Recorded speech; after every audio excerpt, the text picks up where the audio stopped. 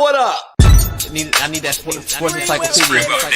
Where you at, Steve Kim? Got Trent in the cut. Yeah. Where you at, man? In the gym shooting, I'm Durant. You ain't shooting John Moran. Darnell is the Ball State legend. I'm the Warren Central High School legend. Proven with a reliable source, straight from the mouth of the horse. Smitty and JB and Smitty from West Coast to Yost. I love talking ball. It's nice to connect with guys that are like-minded and just are real and genuine. Better stay in your lane. How did you are fucking insane. Dude, what? You just will not give this guy his flowers. What is wrong with you? Oh, you must have thought I was a bitch.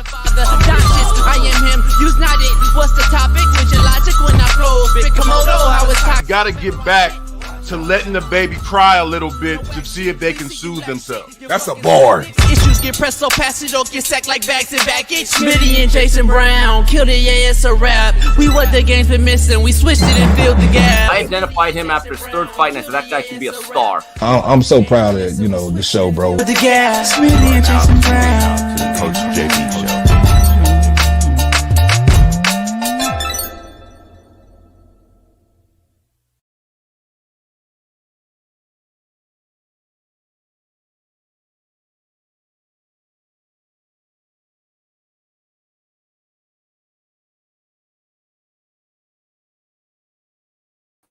What up? We are in the building. It is Merciless Monday. I take no mercy.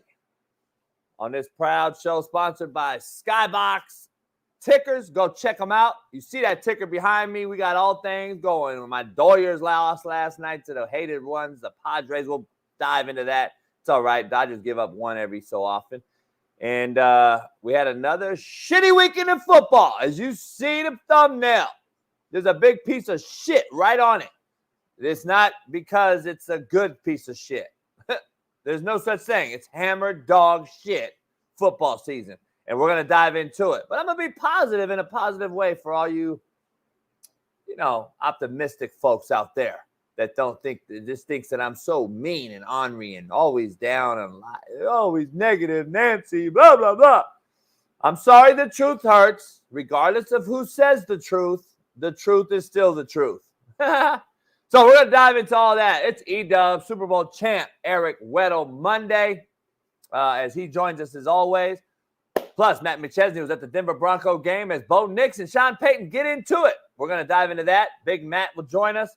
Then we got Shaun King, another Super Bowl champ, popping in on us, talk all things QBs. And then Jeff Nadu joins us to give us some insight on some picks for tonight. And how his Sunday was and getting ready for college and NBA basketball season as Jeff makes his money in basketball and college hoops. He's going to dive into that as well as we get prepped for that. But shout out to everybody in the chat on a Monday morning. I hope we start your week off right. And this is the realest show on planet Earth. So pound that like, subscribe, become a member. And I got to let you guys know, we have a new proud sponsor, a solo proud sponsor that is repping the show. I signed a deal with them Friday. It'll be done today. Shout out to one of the best offshore books on planet Earth, and it is BetUS. They are a new proud sponsor of the Coach AB show with Big Smitty. So congratulations to the growth of the show. Congratulations to everybody. Appreciate all you guys. And BetUS now is a proud sponsor for the next 2 years. And no, I am not disclosing the money they gave me. I'm not disclosing what I have to give them. I'm not giving you shit. Just keep pounding the like, subscribing, and becoming a member. This ain't McAfee. It's not public record. Hey, appreciate everybody, though, for real. We got a lot going on today. Loaded show and loaded lineup. So let's get this thing popping. No, we already have a studio. So real quick though, where's all my brothers at in here? Where's D Jones and all the homies in here? Where's all my left-winged homies at? Where's all my Kamala Harris fans at? Magic Johnson went on a rant and told every black man that you should vote for Kamala Harris. I was with a lot of brothers over the weekend on my boat, and they were just laughing like a motherfucker. They were like, what? Where's all my left-winged Kamala Harris brothers at in the chat?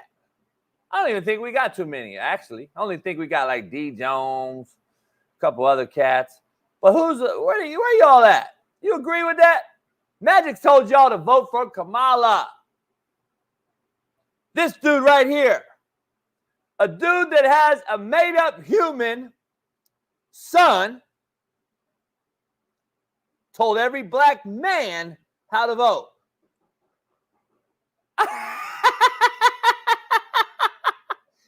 A motherfucker that has a made-up human told every black man they should vote for Kamala.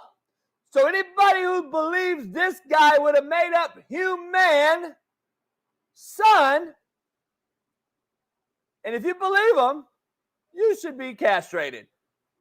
You're a fucking moron. Hey, by the way, you're actually listening to a guy who contracted the high five.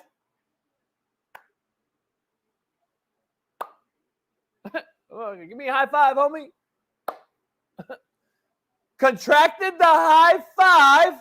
I don't know if you know what high five means, right? H, I, and a V is high five. So this motherfucker contracted high five by cheating on his wife all day, every day, being an absolute shitbird, fake-ass good boy. And yet, all you black men better listen to him.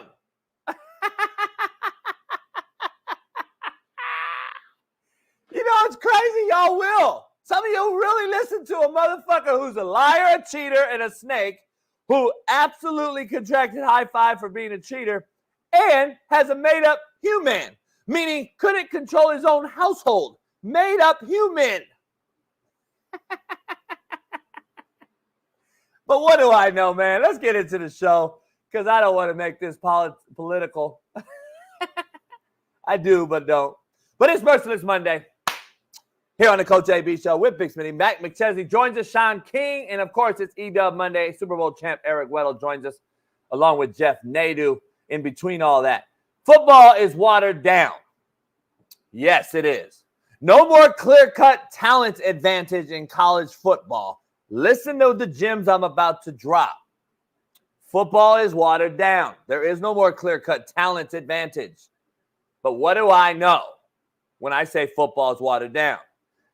Therefore, with no talent advantage, making my statement more true than it's ever been before. Coaching sucks now. These dudes can't manage a clock. Time management is atrocious. And they surely can't manage their players.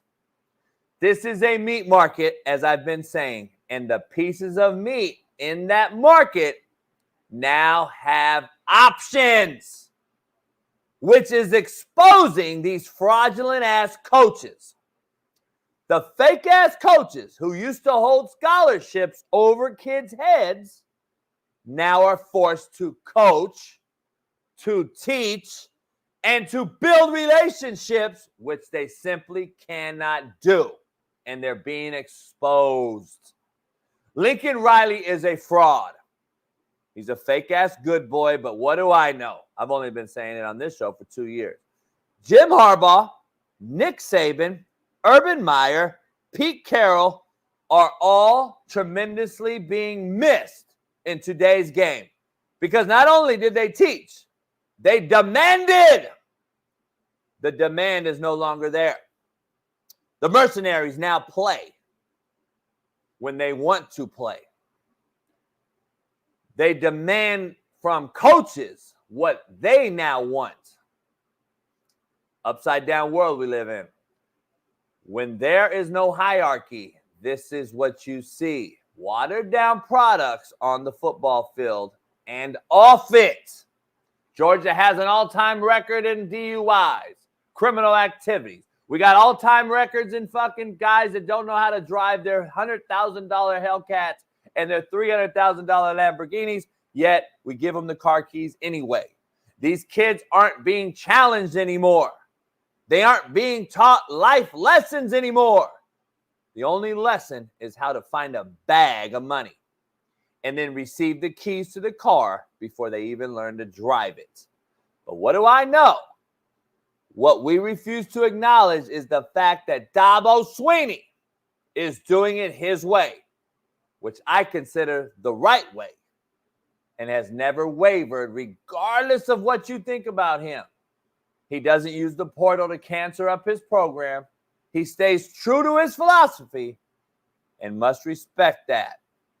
I wouldn't be surprised if he wins it all this year. Matt Rule is doing it in a similar fashion, yet we rather talk about Deion Sanders and the flashy coaches who only bring flash and dash, yet will never sit down at the table and eat what he cooks. Coach Cignetti is a winner. Google him, as he said.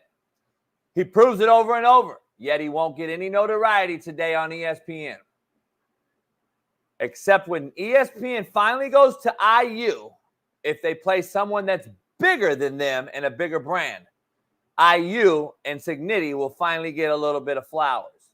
But this is the landscape we've created, which is oversaturated, overwatered, yet still lacks growth.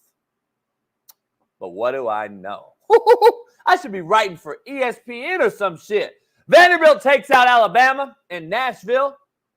But what do I know? Football's not watered down. JB says it is. No, it's not, Coach. It's parody. It's so good now. Football's good.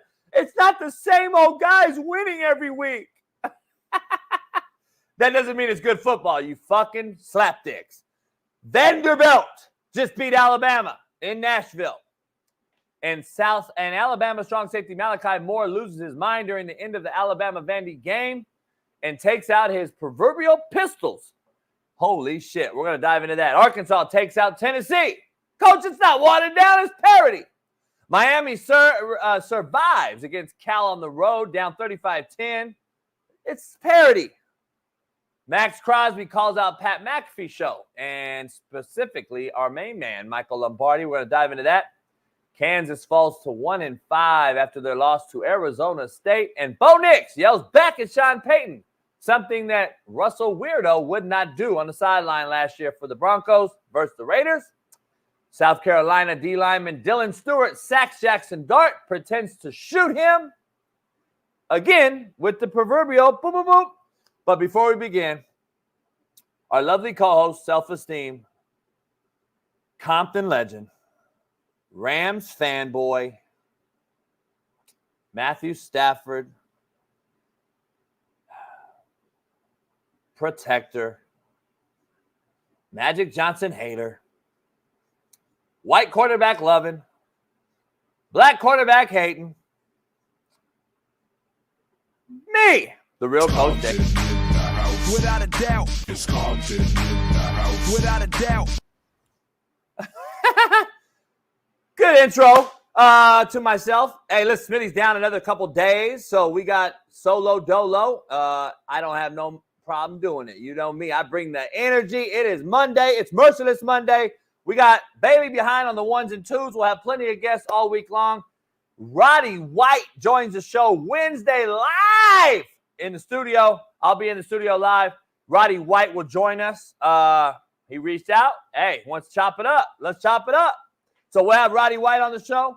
The same day as Noel Mazzoni, we break down on the big board. So shout out to everybody, man. Shout out to everybody on TikTok. We are popping. We're live everywhere. And shout out to everybody, man. Let's get this party cracking. Let's dive right into it, man. And quote of the day brought to you by now BetUS. We'll get you the promo code and all that shit, but that's the proud new sponsor of the show. Let everybody know BetUS now is the proud sponsor of the Coach AB show and all things betting. So holler at them, follow them, and I'll get you all the information you need this week. as we're finalizing the details. So shout out. Thanks to Bet Online and everybody that's been a supporter.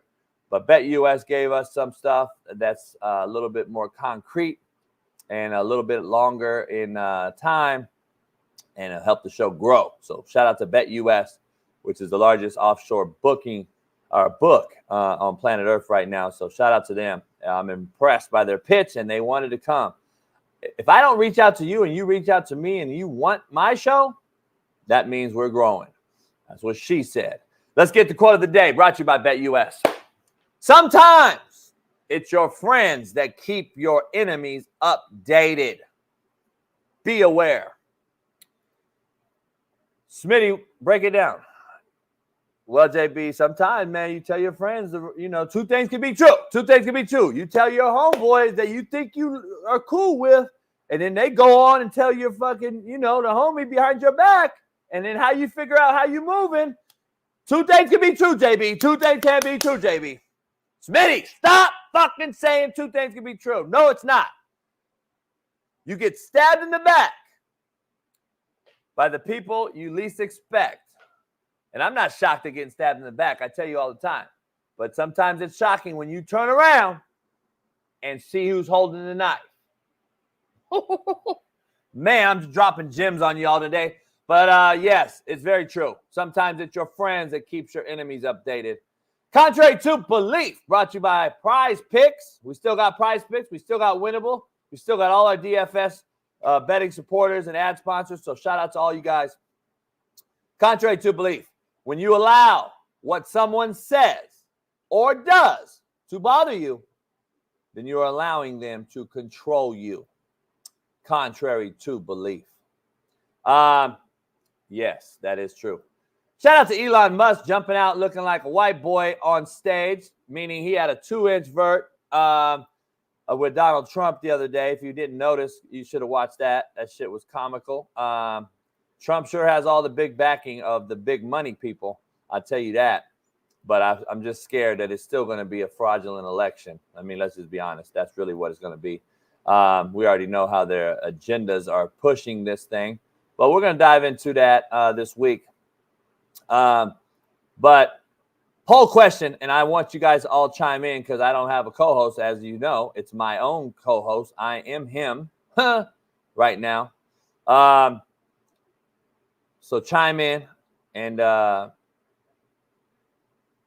shit, Bailey. Hey, Bailey, post the link and members only call in and answer the poll question with me. We'll have a 2-minute discussion with you.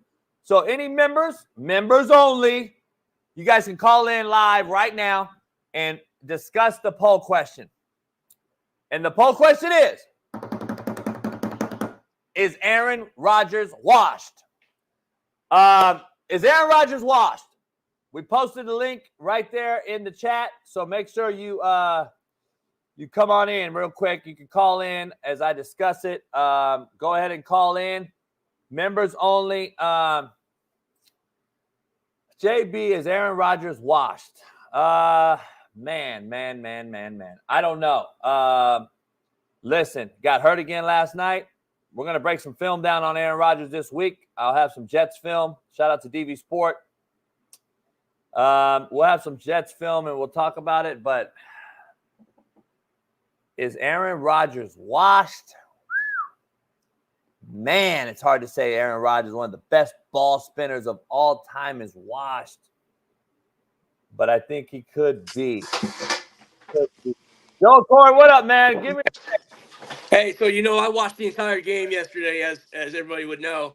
Coach, it seems to me that some of the passes that Aaron was throwing, they just didn't have that spin like they usually have. They kept on going way up to the going too high on a couple of them, and then even the ones on the sides where he's trying to throw to the flat, and then also out to the sideline. It just wasn't there. I don't know if it was because of the back Achilles got hit early in the game where he had that leg thing happen, but it looked like he didn't spin it right, man. So I don't know if you saw that too, but yeah, I don't know if it's his arm strength. Thanks, Joe, for the call. I don't know if it's his arm strength or anything. I still see the ball coming out. He's got his 3-quarter release. He always has had. He's spinning the ball. I don't know if he's losing trajectory on the ball. I don't see that at all. I think his feet, because of the injury, he's 40, has eluded him. That's where I think it starts with the feet. It starts with the if your foundation and your base, we'll talk to Noel Mazzoni on Wednesday. If your foundation and your feet and your base are not tight underneath your shoulders and everything gets outside your frame, when you get older, that happens, and you start to lose a lot of accuracy. You lose a lot of, especially in Aaron's his pinpoint accuracy as he's been. But I'm going to dive into another take. I'm going to say he's not washed, okay? I'm going to say no. Master Wu, I thought about it because this is not only Aaron Rodgers. They got Tyron Smith at left tackle, who's way over the hill and should not be a starting left tackle in the NFL. He should be a backup or move him to right tackle, number one. Their right tackle is not very good. They do not run the football with violent intent. And every time you look up, it's a drop back pass from Aaron Rodgers to a, in my opinion, overrated Garrett Wilson. Yes, I said it week one. I'm leaning that way right now. Garrett Wilson is overrated. He can't separate anymore. I haven't seen him separate since his rookie year. He drops balls now that elite wide receivers catch. Even the back shoulder, Aaron Rodgers UFO route, we call it. You fade out, we call him. He threw a back shoulder in the hole, and Garrett dropped it. That's the ball Davante Adams catches all the time. And Aaron's throwing you open because he knows where the coverage is. And their defensive line and defense, Sauce Gardner is another one. Is he really that guy? I'm looking at him get routed all game long by some number 2 wideouts. Is Sauce Gardner really the guy? We already know if Nathaniel Hackett is really calling the offense, it is a joke. Their offensive scheme on innovativeness, creativity, and flat out up-to-date offense is the worst. I'm just telling you right now. He's living in 2010, and he acts like he has 21 personnel eye backs, and he's the old-school Denver Broncos, Terrell Davis, Alex Gibbs-led O-line. That's not what this team is. That's not what they have. They have no identity at all. If I ask you what the Jets' identity was right now, tell me what it is. And number 2, B, tell me if Aaron Rodgers is washed after you tell me what their identity is. You have to be able to answer what their identity is and then tell me why Aaron Rodgers is washed if you think he is. Because I'm telling you, he can't be washed if their identity and their offense is an absolute joke. Because I would tell you right now, Aaron Rodgers in a Cincinnati Bengal offense or a Kansas City Chief offense or even Denver Broncos with Sean Payton offense. Look what Bo Nix is doing. Bo Nix isn't even being asked to do much, and they're winning. And how is Denver Broncos defense already better than the Jets, where we spent all this money and to stop the run, to get sacks? How is it already better than this Jets defense? I'm telling you, Davante Adams does not fix the Jets offense, contrary to belief. The Jets offense is not going to be fixed with Davante Adams. Okay? Sorry. He would be 1. Garrett Wilson would be 2. Mike Williams, if he's healthy, he looks like just a big body out there. He would be 3, but Davante Adams doesn't fix the offense. I would be telling Davante Adams, since we're already in player empowerment mode, I would say, Davante, don't go to the Jets. You're not going to the playoffs right now. You're not going to get the brawl. It's a bad – Aaron Rodgers is 1 hit away from being down. By the way, last year with the Mormon MILF Hunter, okay, let me just throw out a stat here off the top. last year with the Mormon MILF Hunter, they were 2-3 through 5 games. They scored 93 points through 5 games. Guess what they are this year? 2-3 with Aaron Rodgers, and they scored 93 points through 5 games with Aaron Rodgers. But what do I know? Why you kept Nathaniel Hackett, I have no idea. Number one. Number two, Robert Saleh is over his head as a head football coach. I said this 2 years ago. I say it now. I've been telling you all, can't read off a script and keep the attention of grown men in the locker room.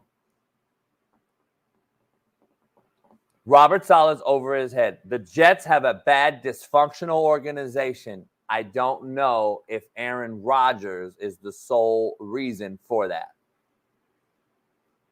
So I'm not going to say he's washed because I look at skill set and look at Aaron Rodgers, and he can still spin the ball. What it looks like to me is he didn't play any preseason games. He missed OTAs, and he said, fuck it, I'm going to Egypt. And he did have no camaraderie with the wide receivers. Rewind. Tom Brady leaves New England Patriots. Oh, my God. Bill Belichick, Tom Brady hate each other. They don't want to work together. Tom Brady, where is he going to go? He's going to go to Tampa Bay. No way. Yes, sir. He's going to go to Tampa Bay. No, what? Tom Brady's going to Tampa Bay. Guess what he does?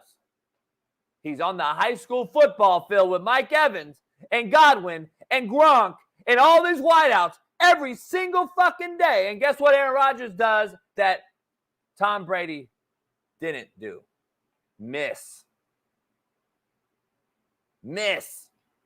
Tom Brady at 42 years old said, fuck this. I'm going to get on the same page as all my wide receivers. And guess what? They won a Super Bowl. Aaron Rodgers can't beat the 49ers for whatever reason. And it seems like he lacks investments in the wideouts. Or the wideouts are so young and player empowered that they don't listen to Aaron Rodgers. One of the two. But all I'm telling you is it is dysfunctional. It's bad. And Aaron Rodgers hasn't lost anything. He's just losing the team. So that's where I'm at with this whole debate. Let's dive into some college football, man, because college football is absolute dog shit. And I don't want to hear parody. And I don't want to hear it's good because there's new teams winning, coach. No, that doesn't mean it's good, okay? Have you seen football? Have you watched college football? Have you realized that I'm on the fucking yacht most weekends because it's nice out, number one. Number two, because I don't need to watch football. It's so shitty. But I did put a 34-inch TV out there with the Starlink, so I do have 4-box YouTube TV. I did watch some games because I just like football. I'm a football guy, but I'm on the boat, smoking a stick, sipping some yak, watching some games, and I'm going to tell you, it was shitty. They were the worst games I've seen in a long, long time. College football is as bad as I've ever seen it, period. And the NFL, as I've already said, it's the worst. The NFL's worse because, A, the rules that have been changed has made it god-awful. And then, B, the quarterback play, as I've been saying for 7 years. But what do I know? So, all you guys that think mediocrity is the new excellence thinks college football is now equal. It's parody codes. It's new people winning. Just mark this, timestamp this right now, what I'm about to tell you. Timestamp it at 30 minutes, 20 seconds, okay? Timestamp the fact that when the 12-team playoff hits this year, let's count how many opt-out sit-outs there will be, okay? I promise you there will be multiple ones. And B, watch how shitty the first round is. Watch how absolute dog shit the very first round of the 12-team playoff is. Mark it down now. And then next year when they go to 16 teams and 14 teams and all this other shit, and then in 5 years when it's 64 teams like basketball, You're going to still come back and say, Coach, it's parody. Appalachian State should definitely beat Alabama. Ball State should be in the game against Miami. You guys don't know anything, number one, okay? Just stay out of it. Just stay out of my world house. Stay out of my wheelhouse and my world, okay? Number one. Number two, this is not parody. Okay? Here how you guys move the goalposts, but I'm the one that supposedly moves the goalposts. 3 years ago, Coach, we've always had upsets. Look at Appalachian State when they beat Michigan in 2007. Okay, they're an FCS school in 2007. It was the biggest upset in the recent history of football, and it was one time. That's an upset. Okay, agree to that. Okay, let's fast forward. Now, in the last 5 years, there's been 6 major upsets every year, if we're going to call them upsets. See, y'all are still calling them upsets. By the way, when the number increases, it's called the average. That is now what the fucking thing is. Football now is average, and everybody beats everybody on any given weekend. Football is now mediocre. It's your new excellence because you all are worried about fantasy football, and you think that this guy gets you some points. They're a good team now. No, they're not. Dylan Gabriel is asshole. I'm just telling you right now. He is the fucking worst quarterback at a big-time school I've seen in a while. I watched him specifically the other day. He is bad. I'm just telling you right now. Number one. Number two, college football is so fucking bad to watch that I just shut the shit off. I said, oh, holy shit. I had to watch this shit. And are you kidding me with this? College football is so bad and watered down that in 5 years, I'm worried that there'll be multiple girls playing, multiple females playing. There'll be sidelines will be riddled with capri pant wearing, vaping, fucking skinny jean, soft fanboy head coaches. And we will have the biggest mockery of the sport we've ever seen. Just telling you right now, watch. Mark my fucking words, dog. You act like I'm, especially if Kamala wins. Oh, shit. You might have like 12 head coaches, female head coaches next year. 12 of them. Get off my lawn, coach. You haven't said one positive thing. I don't give a fuck. I'm not here to give positivity and rainbows to your world, motherfucker. I'm here to tell you the fucking truth. Your soft pussy ass can't handle. But anyway, what do I know? Tennessee got beat by Arkansas, who couldn't score against anyone else, have no real offense, and holds down Tennessee to 14 points, who everybody in here has been saying this is the best offense I've ever seen. But I said, just wait until they play somebody in their league. This is, again, mediocrity is your new excellence. Arkansas, bruh. What are they now, 3-2? They beat Tennessee. By the way, look at Tennessee's record. What did we say? Oh, they hadn't played nobody? All right. Can we just go through all the games that were fucking this weekend? Holy shit. Vanderbilt beats Alabama. Listen, that's not normal. That's not normal, people. Sorry.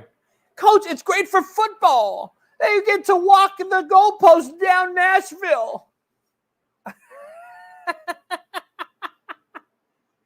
They get to walk the goalpost in Nashville, coach. It's not normal. This is what it's supposed to be.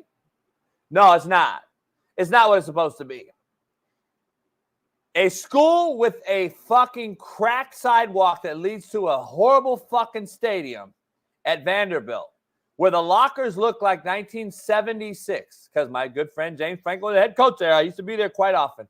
They're the worst facilities in the SEC. Number one, it's not close, okay? It's not close. Facility-wise, they're the worst. They're the hardest academic school that plays football to get in.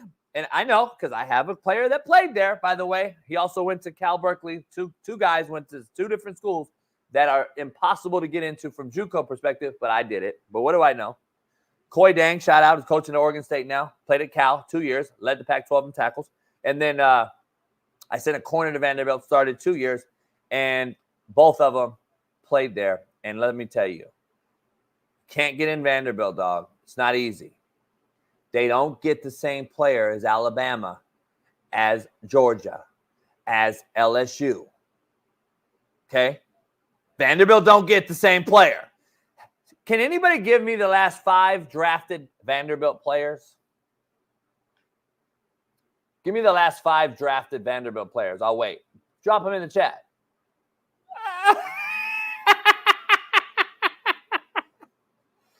But it's not watered down. Motherfucker had to go back to Jay Cutler before he could realize Vanderbilt hasn't sent a guy to the fucking NFL in how long? And this is not watered down by the perspective I just gave you, right? Oh, shit. Now, JB, you're making me think now. Alabama has more guys drafted than anybody over the last 20 years. Georgia's second. Damn, how is Vanderbilt getting those players? They're not getting those players. Football's watered down.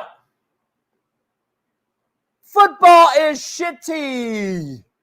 Look at the thumbnail. It's a big old pile of shit sitting there. But what do I know? I can't believe that you really think it's good football. That's the fucking crazy part about this. Let's dive. I got to dive into this fucking kid, though. Let's dive into this kid who Alabama's losing like a shitbird does. He wants to throw his mouthpiece, not even engaged. My life is over. Season's done. I'm at Alabama. It's all about me. Now he kicked the ball. I mean, goddamn, homie. Barstool Sports tags me, says, send him to Last Chance U. I would have cut him too. So take a listen to this video as we break this down. The most concerning part of all of it is Malachi Moore. And it's not him in particular. It is the fact that you had a captain on the football team have such little respect for the defensive coordinator. First of all, he does the cheap shot, which it was a cheap shot after the play on the Vandy quarterback when he had gotten the first down. He shoved his head in the ground. I mean, we've seen guys do that. Guys lose their tempers, you know. The problem is that you normally don't see, little problems like that. Mm-hmm. Little explosions last for as long as minutes. With Malachi Moore, he stayed in that zone. He's kicking footballs. He's walking over. He's going crazy. He's throwing his mouthpiece. And then when you have such little respect for your defensive coordinator that when he subs somebody in and you tell that guy to get out and the defensive coordinator walks onto the field a very long way, probably further than he needed to walk, to say, hey, come here. And you see Kalen DeBoer behind him also waving very quickly for Malachi Moore to come. And he told them both, to put it bluntly, to go F themselves. And you saw Kane Womack have to turn around and go back to the sidelines with his tail tucked between his legs.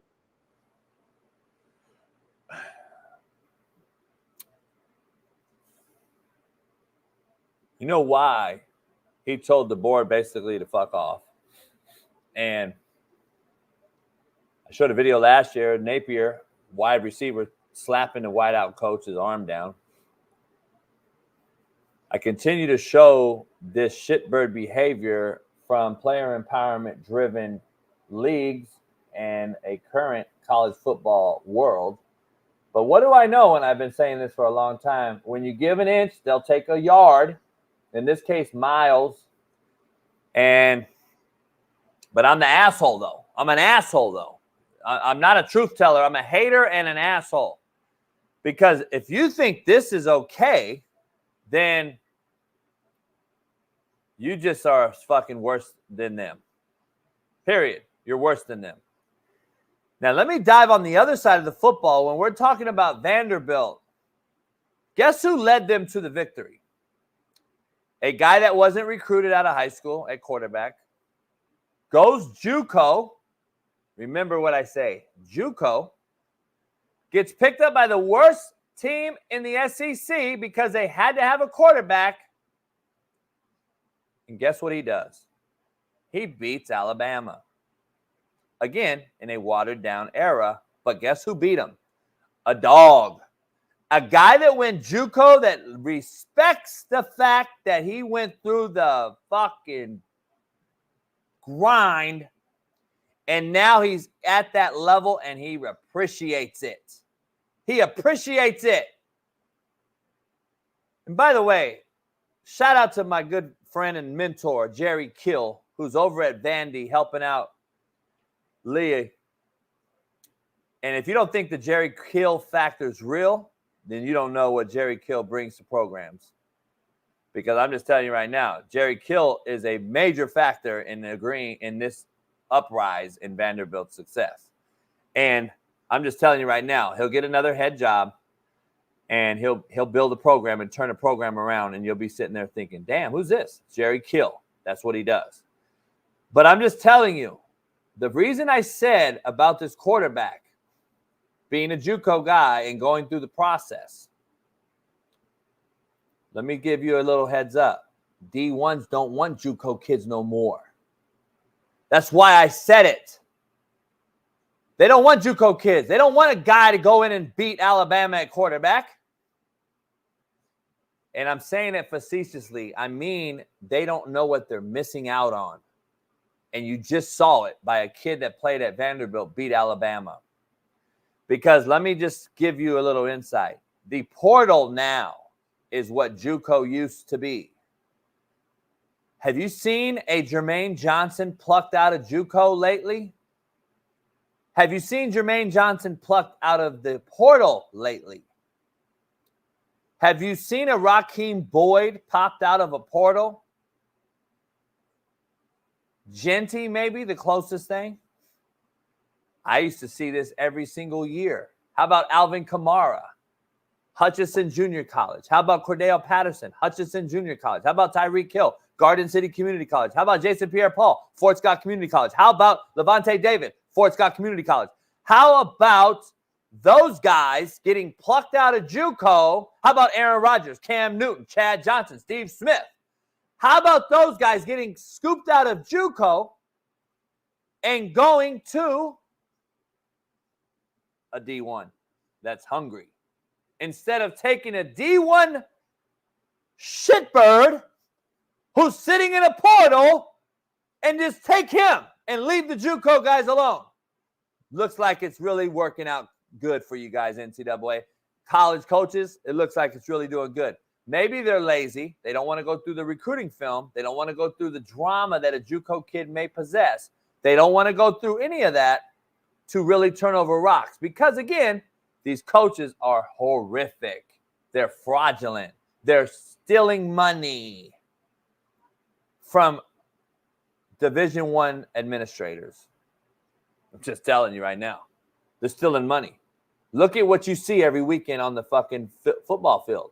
And look what you see off the football field. What you see off the football field is more telling than what you see on it. The arrests, the DUIs, the reckless driving, the crazy dumb shit that we're seeing continuously off the football field tells me one thing. These coaches could give a shit less about what you do off that field as long as you give them wins on it. That's why this is a meat market. The kids have always been the pieces of meat. I've been telling you all this for a long, long time. But at least at the time, we used to be able to coach the pieces of meat. Now you can't even coach the pieces of meat. And the pieces of meat now have options. The pieces of meat now can leave anytime they want. And they get paid. But what does JB know? Let's dive into the second part of this whole piece. South Carolina played, obviously. And they have another shitbird enters the chat. This time, this guy pumps out the Mossberg and pretends to shoot the guy.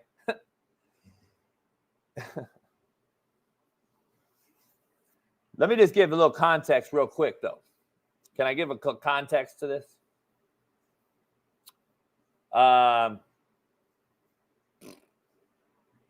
This is all in one weekend. That's not from years ago.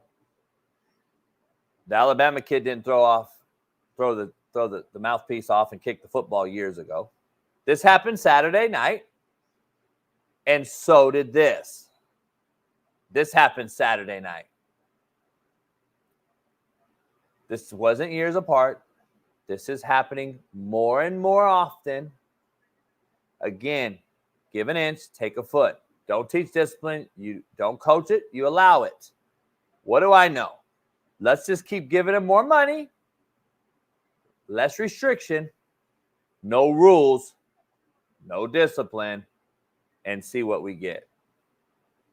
I have stopped watching for the most part, just FYI. Hoffman, you absolute nobody. I stopped watching. Just like you're going to do if you don't become a member in the next 30 seconds. You're going to stop watching too because I'm going to block you. I blocked dick riders today. I blocked dick riders and shitbirds because I'm so sick and tired of dick riding shitbirds. That is what we have out here. That's the players that we're seeing every day. And you're empowering them by, oh, coach, it's okay. They can do the proverbial. Let me ask you something. If you're the coach of the kid that pulled out the fake gun right here, what are you asking yourself? I'm the head coach of this kid right here. Let me ask you something. I want to ask you guys. Hey, any coaches in the chat? What are you asking yourself when you see this right here? Like, let's be honest. Let me ask you, what do you actually see when you see that? Are you asking yourself at least, damn, this motherfucker looks like he's held a strap in a similar fashion and has maybe done it that way? Are you asking yourself that? I'm just throwing that out there. He looked like that motherfucker, he looked like he's done it before, doesn't he? And I hate to put that on the kid. I'm going to be honest, but I don't give a fuck. Is that not the first question you are asking as the head coach? Black or white? Don't make this a race thing, motherfuckers. Are you asking yourself as the head coach, has this motherfucker done that before? He looked pretty fucking good doing it. Okay, A. That's A. B. Holy shit. Why would you do that, son? Why would you do that? What is that proving to anybody out there besides having the feds look you up tonight at the dorm? And then, see, this is what hood coaches, cats from the hood like myself, why we cut guys like this, or at least put them down for a few weeks, make them learn why. Because if you don't realize now what's going on in society, then you have no fucking business coaching these kids in football that are making millions of dollars possibly. Let me explain. You want a real hidden gem real quick? Let me explain. In the hood, you make an IG live as a rapper like King Von or whatever his name would do, and have his address on there, and guess what happens? The ops, you all call them, roll up and kill him. Real simple, right? Don't put your address on Instagram and social media, A. B, don't floss and do things that others can't do or don't have. And B and C, how about don't do stupid shit like this that attracts attention? How about we move in the shadows? So if the real world is doing it, then now let me equate this to my kids who come from this real world inner city life that we all recruit from. And I'm going to go and teach this kid a lesson. What are you going to teach him, coach? Well, let's go break this down. Hey, son, guess what? well, you're cut on national TV, A. B, do you know what you just did?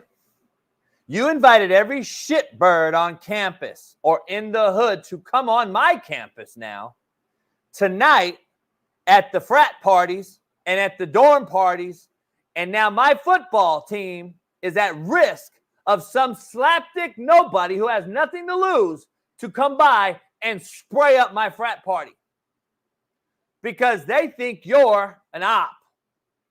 They think you're now involved in something, and they're going to show you because they have nothing to lose. You have everything to lose. They have nothing to lose, and they're going to come by and spray up the frat party where all my players reside. Coaches nowadays don't think that way at all because they have no relationship with the kids and they have no fucking investment. I'm reaching, huh? Hey, Smoke in the City 316. I'm reaching, huh? But when one of your kids get their heads blown off like I've seen up close and personal, I'm still reaching, right? Because you don't coach. You don't help anybody. You just watch it and play video games, and you're a nobody. You help nobody. You've never cared about anyone but yourself, and you're a fucking mockery.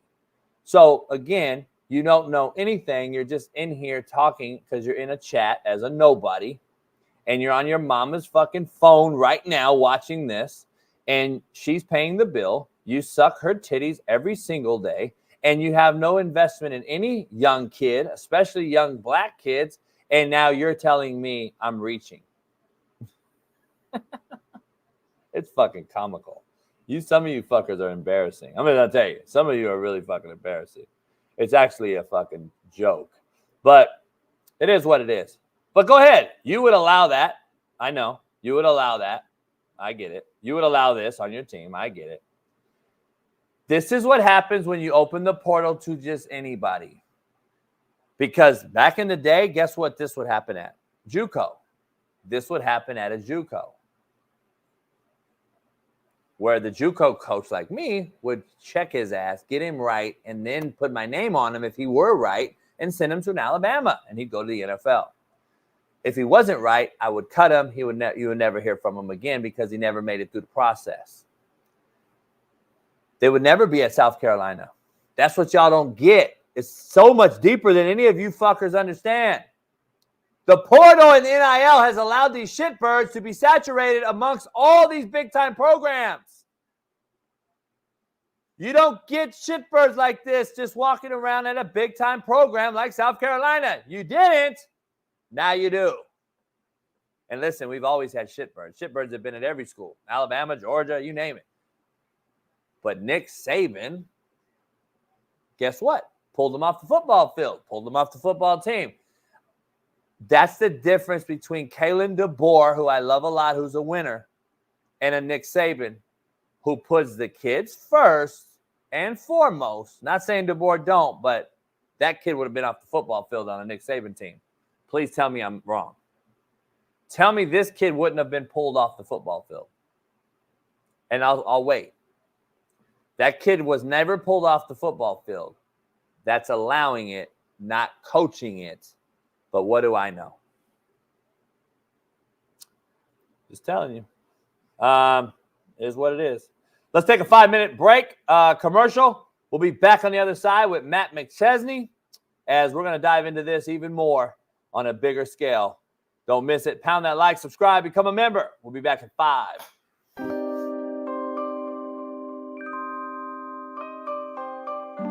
Let's bring up what Mel Kiper said this morning on Get Up on ESPN. Jamie's going to love this. Check it out. Get up from there. Now that we've sort of set the table for exactly what your problem is with it, how would you try and solve it? Well, I grew up with the best of the National Football League, 60s, 70s, into the 80s. You're talking about deep shots, right? The go route, the 9-route post. You're talking about Terry Bradshaw in a Super Bowl hitting John Stallworth. You see Leroy Irvin diving, right, just off his fingertips. There's the receiver. They laid it out there, right? Hit the receiver in stride, 65-yard touchdown. It's a beautiful thing to watch. That's what I want to see brought back to the National Football League, okay? Check down kings, bubble screen sensations, boring football. Game manager, I get it, but I want to see those deep shots. That's what the NFL was built on. I grew up with John Unitas, Fran Tarkington, Ken Stabler, Darryl LaMonica. You talk about quarterbacks, Joe Namath. It was just right. Brett Favre when he was doing what he did. Burt Jones with the Baltimore Colts. You think about those quarterbacks who would throw the ball down the field. I said what Bradshaw did with Stallworth and Swan, Roger Staubach. That's what I want to see brought back. Say, well, you can't do that, right? Well, you got a 5-yard rule with the cornerbacks, right? The Mel Blount rule, right? Now with the push thing with Hurts, you got to be a yard back now. So don't tell me you can't have those safeties closer to the line of scrimmage than they are. I was at games where I'm thinking, hey, too high? They're out in outer space. I couldn't even find us. They're playing with 9 guys, right? Where are the other 2? Oh, the other 2, they're so daggone far back, and even though they're part of the damn play. I'm telling you, we got to change this thing, and we got to have, hey, you can warn them. They come up, hey, guys, you got to get up a little bit, right? You're too far back. Warn those safeties, but you got to figure out, competition committee, somebody's got to figure out what that depth is, but it's too far back right now. The NFL is being ruined by these too high safeties.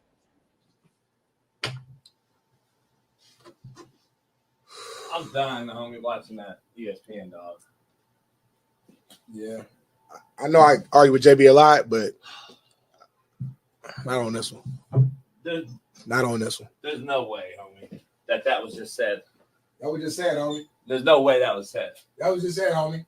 He said they got to make a rule to where the refs will force the safeties to be closer to the line of scrimmage so we can see more deep threat to big time plays that he used to see when he was growing up in the 70s and the 80s, homie. I can't even, as a defensive player, homie, I can't even begin to think of how to respond to that. Baby, can you take me to the board?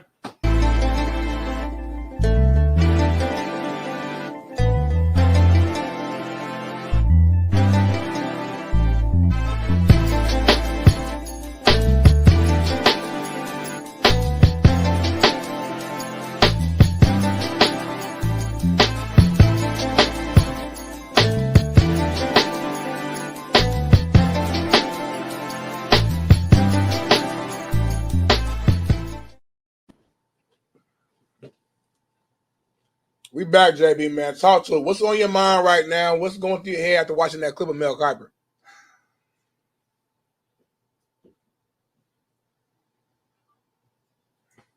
Damn, I don't even know where to begin, dog. I don't even want to yell or nothing, man. It's just so fucking dumb. Like, the big narrative. See, you don't believe me, though. The fucking fake agendas that get pushed. Mel Kiper saying to take the safety.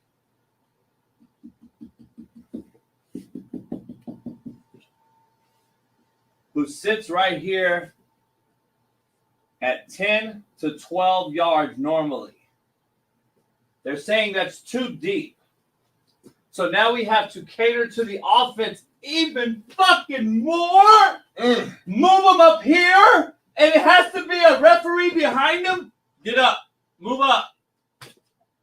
So now you want the safeties at 5 fucking yards, Mel Kiper? You fucking idiot. Never been right on a draft yet?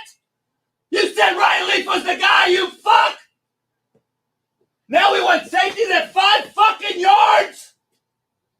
So you can throw a post to fucking Stallworth in 1967, you fucking toupee-wearing motherfucker! Holy fuck, you guys on ESPN are fucked, man! Now we have to dictate to the quarterback. Hey, quarterback, please, I know we're all so shitty, but let's blame cover 2 the fucking times! You fucking idiot! Dan Orlovsky, you should have came on my show, motherfucker. You fucked me. You don't know shit either, sitting there in them tight-ass skinny jean pants. You fucks. You motherfuckers don't know football. Get me on there, motherfuckers. You guys fuck.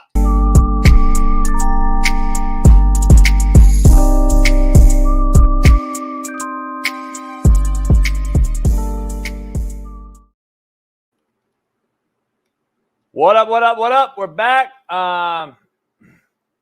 We had a Bailey, bring that in real quick. We'll break a little news with it. I don't know if it's breaking like that, but we'll at least bring it up because it goes along with what I've been talking about with shitbirds.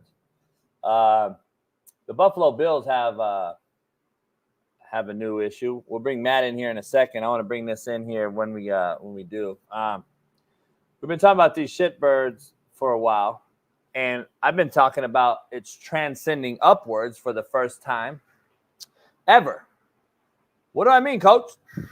I mean, when we allow youth Pop Warner coaches to be their friends and teach absolute craziness. By the way, St. John Bosco, one of the best high schools in the country, right up the street from my house here, had a kid or a man get shot in the car and died at his youth football game Saturday night. Youth football has this happen all the time. This is what you allow at the youth level. It goes into the so-called street agents in high school in the 7-on-7 world. And then we see transfers 4 times in 4 years at high school level. And then it continues to go upwards to what? College. Then we got 4 transfers in 4 years in college. We got guys playing 9 and 10 years. Then what happens? It goes to the NFL. And they do it there. This is what transcending upwards means. So, we just had a Buffalo Bill, Jabril Peppers, great player in college. We knew what he did. Got arrested Saturday and faces charges, including strangulation and drug possession.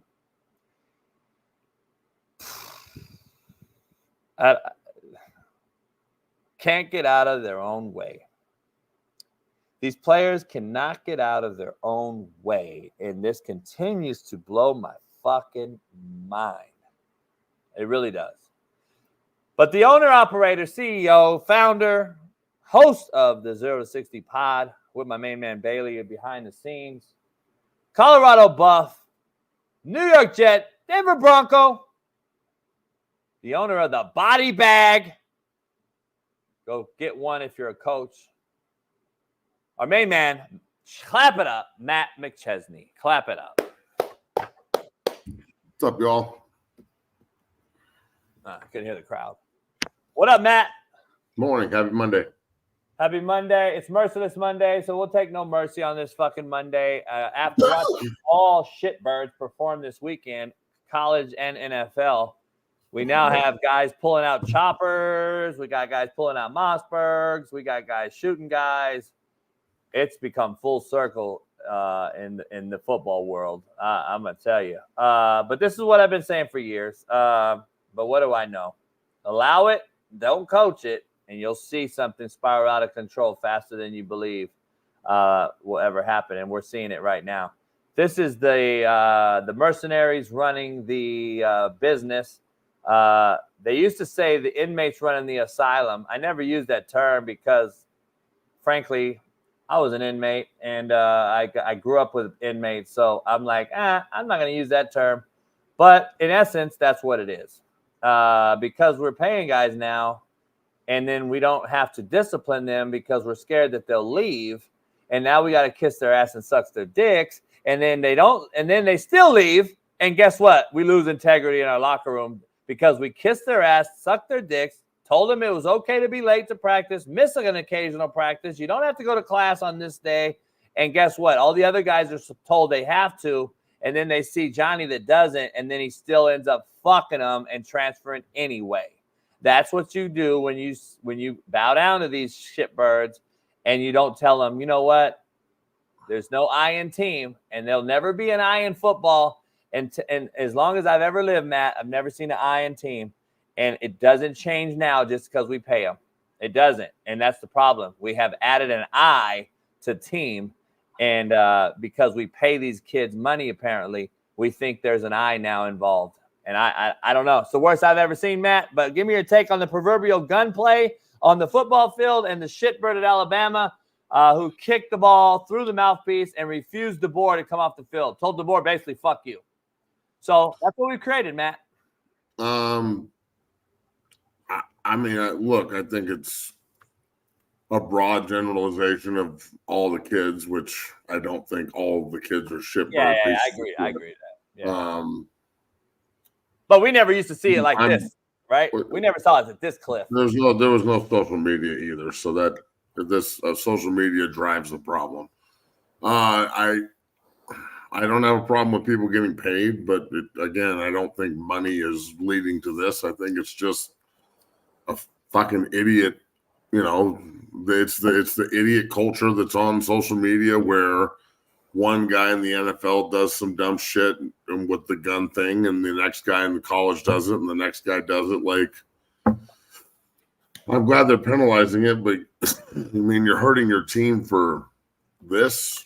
Like, what are we doing? So, I mean, pointing it at the dude, that's pretty short-sighted, pretty dumb. I'm not really surprised on how ridiculous the celebrating is, but as long as you're just dancing and having fun, I don't really care. But the whole gun pointing thing and like it's getting a little ridiculous, especially when like last night they're trying to explain what's illegal and they're like bows and arrows and fictional guns and fictional machine guns and fictional this and fictional, and I'm like, okay, man, we've really gotten to a point here where I don't even know what to fucking say. Somebody did this Saturday. Somebody did this Saturday. Did you see the one that motherfucker was like this? I forgot what game it was, and they flagged it. Well, he like pulled the shirt off like he's holding the gun. A player just made a tackle. He got over the guy and was like, and then they threw a flag on it, and I'm watching it with an AE, and I'm like, and then that's what I heard your thing. So you can't have bow and arrow. You can't have a machete. You can't have a knife. You can't have a serrated blade. You can't have anything serrated. You can't have a serrated side blade. Like, what the fuck? What are we doing? Like, this is why, I guess my question is, why is this a cool celebration? You can't have an 8-inch blade, Matt. You can have a 6-inch, not an 8-inch blade. No, there's no Swiss Army knives allowed either. You can't have a Swiss Army knife. You can't do that. You can't do the old school. There's no the fucking slang blade motherfuckers. Homie, what are we doing? What are those called? Fucking nunchucks?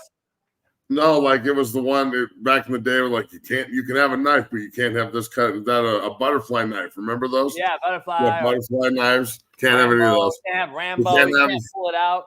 There's no samurai swords allowed. No samurai. I think they said samurai sword. I said they definitely said samurai swords. And there's no crossbows. You can't have a crossbow. I can't do the old school.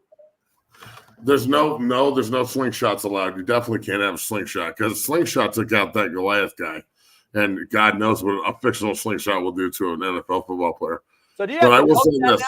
Do you have to coach that celebration now? I think celebrating definitely is a period in practice. Yeah, I mean, if I was a college coach or a pro coach, slingshot lines, let's go! Slingshot lines, let's go! Hey, machete lines, let's go!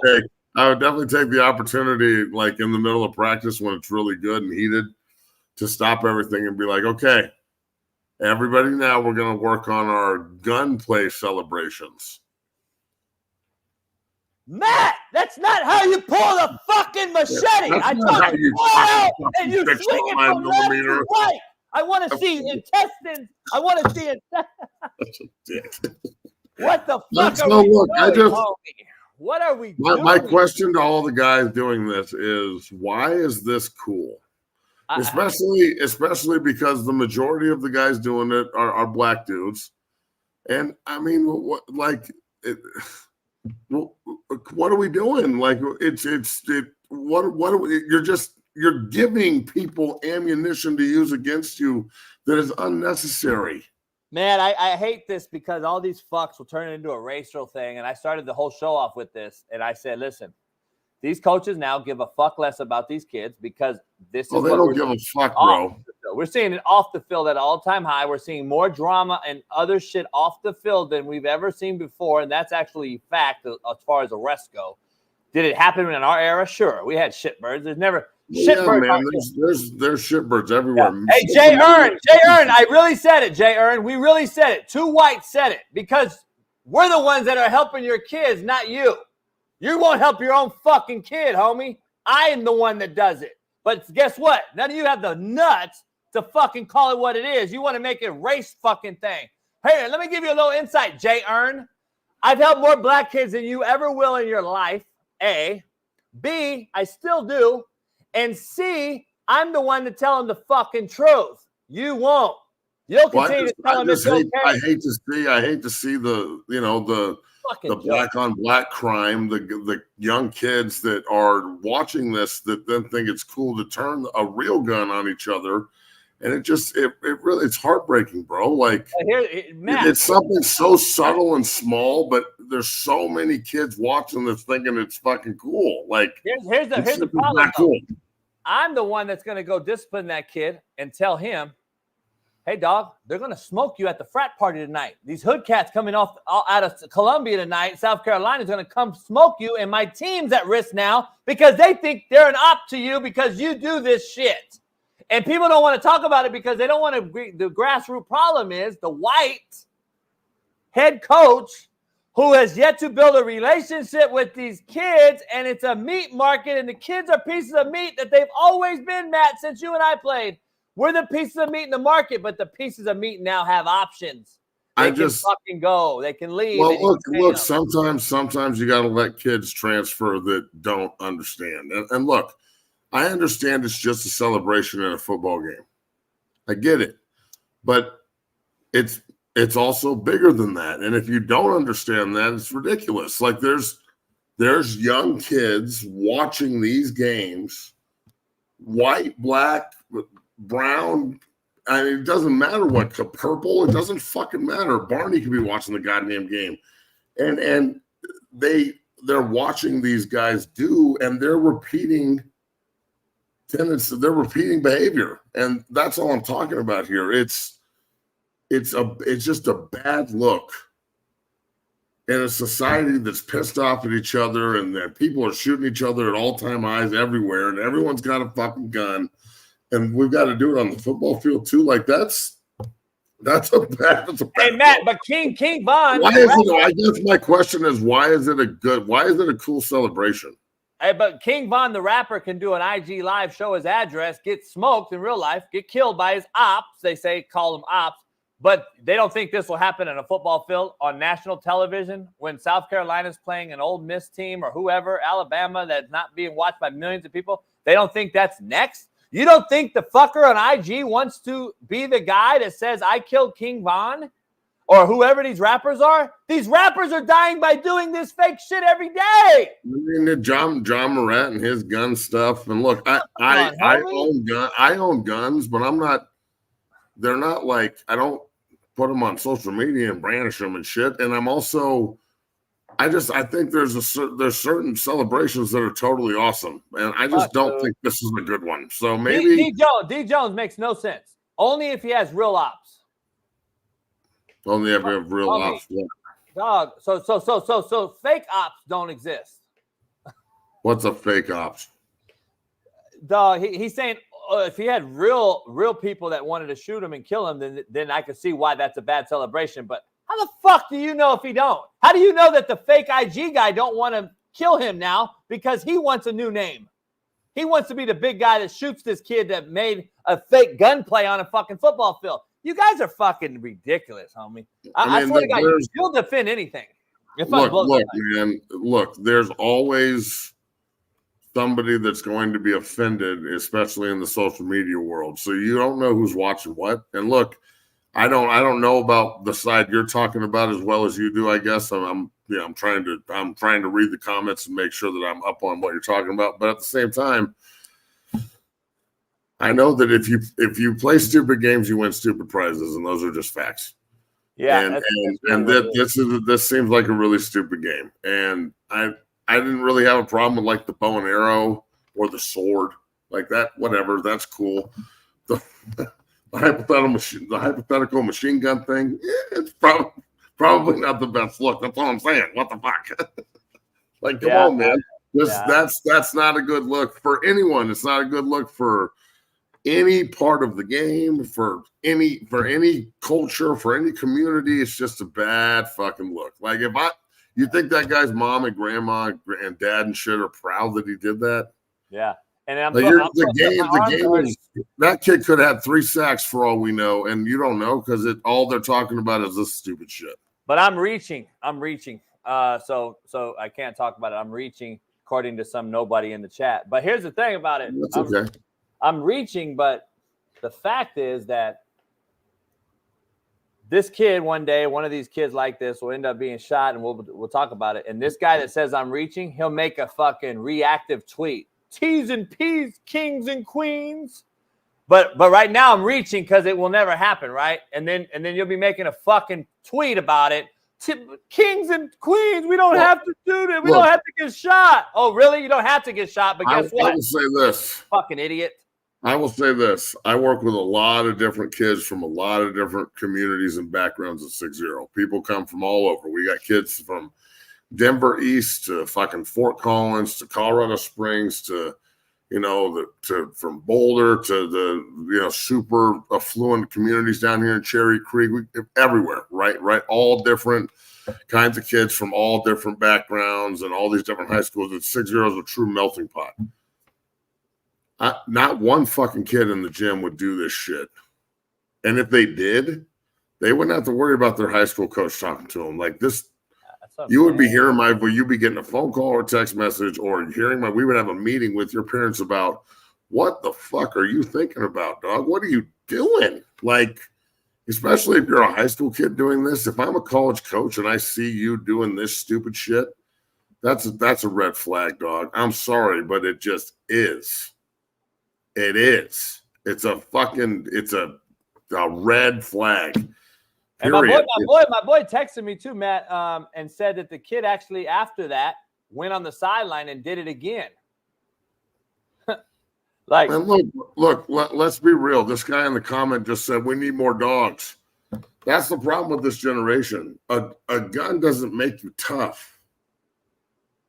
Like everyone's packing now. Everyone's got a fucking gun. Like a gun doesn't make you a dog.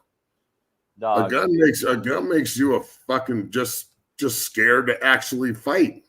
These guys are fucking clowns, man. And instead of like hashing shit out, now everything's about shooting each other, and it's fucking ridiculous, man. I'm gonna tell you right now, a gun doesn't make you a dog, homie. A gun is equal to a text message now. As a phone call back in the day used to equal a fucking fair bare knuckle fight. These pussies will rather DM and text you on social media because they're cowards. They won't pick up the phone or see you in person anymore. And a gun is shooting you as they are running by or driving by. It's a cowardly act. Just like a text message when you need to have a real grown conversation. You don't text it, homie. You pick up the phone. And then the other part of like, there's people in here acting like we're anti-gun. Bro, I've got fucking guns falling out of my safe. That's not what again, you're not listening, and that's okay. They're not. They don't listen. That's okay, let's dive into some football, Matt, without guns. It's Colorado week. They play a ranked opponent, Kansas State, at home this weekend. Break this game down real quick before we dive into some NFL. Give me your do's and don'ts for Colorado to win and lose. Yeah, we'll be back on Friday to talk about this more, and we'll do our score predictions then. But look, this is as big a game in Boulder as we've had. 20 years? I mean, 2016 we had some big ones, obviously, when they won the South, the Pac-12. But this is a big one. The first year back in the Big 12, an old Big 12 North rival that there's a long history with coming to Boulder. And they're good. Chris Kleiman is going to have a fucking really smart, heady football team that's good in the trenches, that plays hard and is not going to beat themselves until they do. I mean, no one's perfect. They've had a bad game. But you're never going to play Kansas State and think that you can play halfway or subpar or make tons of mistakes and win. This isn't Baylor, and it's not UCF. This is a veteran football team with a lot of experience. Their coaching staff is excellent. They constantly respond to negativity and challenges the right way. If they drop a game, they come back and they fucking play the right way the next week. This is a huge test for CU. Now, look, I think CU is Dylan Edwards reunite, right? Dylan Edwards reunite. Dylan Edwards back. That's a huge game for Dylan as he transferred to Kansas State. And he's been playing well. That kid is a weapon. So he's a weapon in special teams too, and he scares me there more than anywhere else. because we've had our struggles in special teams, and we'll see. Against Baylor, we struggled. Against UCF, we were pretty good. Let's see if we can keep the party going there on the special team side of the ball. But look, there's a long history of Dungeon Family guys at 6-0 going to Kansas State. So I've been watching and close with that program for years, and I'm right when we got back in the Big 12. This is the game that I highlighted. Like, okay, this is the game where we need to get this rivalry breaking down again, and we need it to mean something, and that's what it means now. It means something. So the winner of this game puts themselves in very, very good position to control their own destiny in Big 12. Texas Tech's 3-0, obviously. They're rolling. BYU's undefeated in conference. Iowa State's undefeated in conference, but they all have to play each other at some point. CU plays Texas Tech later in the year in Lubbock. So, CU's got Kansas State, Utah, and Oklahoma State, who's hit the skids. They got hammered by West Virginia on Saturday. But they have those 3 games at home. So you figure they find a way to win 2 of 3 of those, and they're in real good position, in my opinion, in the Big 12, because I think the conference, as we saw with Arizona beating Utah, Kansas struggling, Oklahoma State dropping another game to West Virginia, the conference is – I'm not going to say it's great, but it's deep with pretty good football teams. So you can lose to anybody any weekend, and I think most teams could beat each other too on any weekend, depending on how they play. So, look, this is a huge test for CU coming off a bye. How are they going to handle success and everybody patting them on the back? Are they going to come out and treat this like it's 0-0 and they got their back against the wall and this is the most important game of the year, or is it going to be like, look, we're 4-1 and we're coming off a bye and we'll just kind of see how we go? I think that they're fucking hungry. I think that this is a team in last year that we saw being led by simply Shador's heroics at times, and then Coach Prime was usually the mouthpiece talking to the team. This as well as anybody, Coach. A good team is led by its players. Like the players have the loudest voice when things get hard. And the more that, we have Deion Sanders Jr. on every Tuesday, and he sends me a ton of video, and I watch all of his shit, and he does a great job of capturing things that maybe people don't notice. And the players and their leadership of the team and their talks and the player-only meetings and the way that they've taken over the leadership role and like the narrative role on the team, that's how you know when you're really getting good, when they're holding each other accountable rather than the coaches having to do it. So I think CU and Kansas State have put themselves in a real good position, both teams coming off a bye, to go and have a fucking great game, 8:15, national TV, in Folsom at night. There's it's an incredible atmosphere.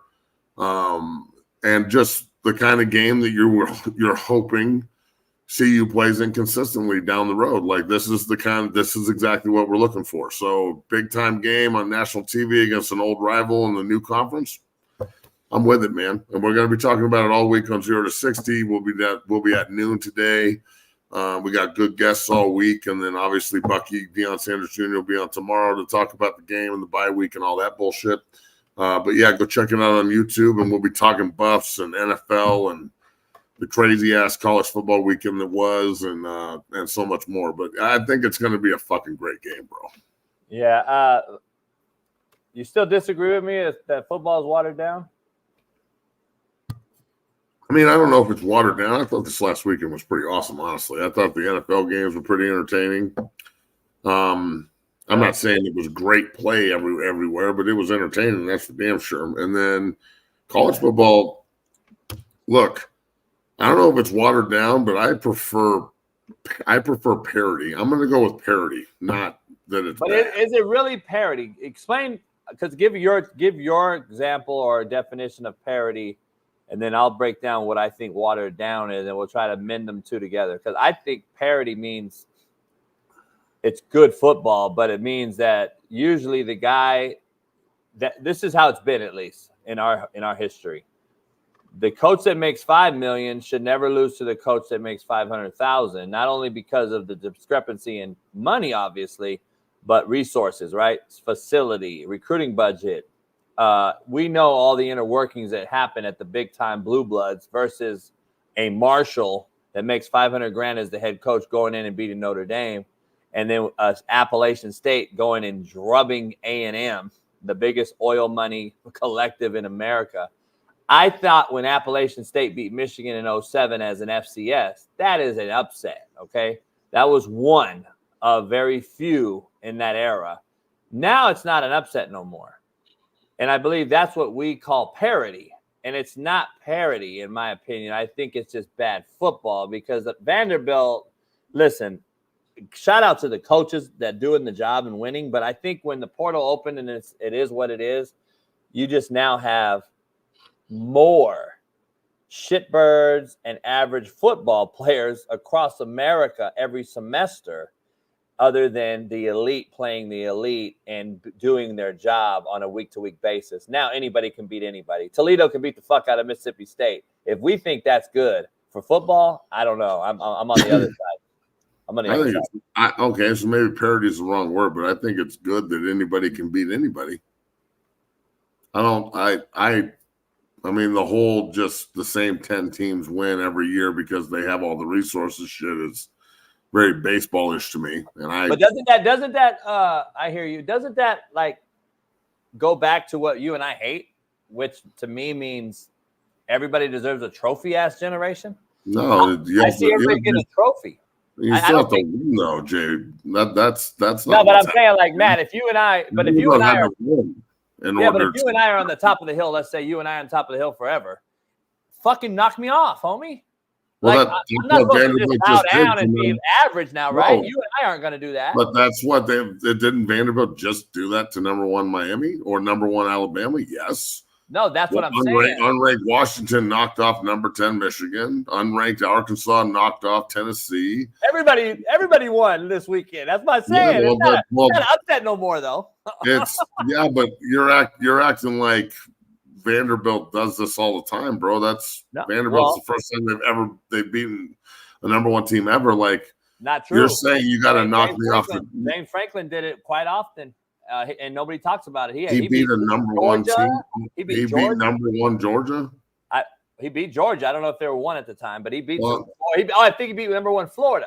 Look, what I'm saying is, though, you say you want to sit on top of the hill, and knock me off. Well, they just sat on top of the hill and got knocked off. No. What I'm saying is, you said I'm tired of seeing the same 10 teams, and I said, I don't want to beat a dead horse because this is something good for Friday, but I'm saying, I want to see the same 10 teams unless you actually do the work and beat me. Well, but they just did, dog. They just. But that's my point, because it's so watered down. Did beat Tennessee. It's not. But that's my point. It wasn't just one team, though, Matt. It wasn't just Vandy, a shot in the dark, beat Alabama one time. We just saw 12 teams that were underdogs win. Well, yeah, I mean, it's hard to handicap college football number 1, and also. That's why we play. Like, to think that the writers and the people making the rankings actually know what they're talking about also is hilarious. Yeah, it is. Well, that's why you play. But, bro, that's also why you play. Like, you can't just assume. No, I get playing. Okay, in 2000, when we were 3-8 at CU, and the next year when we were 10-3 and won the Big 12, you would assume, based on the 3-8 year, that we were all a bunch of bitches and sucked and everybody should be fired. But football, with all the pundits and bullshit and talk shows and fucking rankings and all this other crap, that doesn't fucking mean anything. And what happens on Saturday between the lines is the only fucking thing that counts.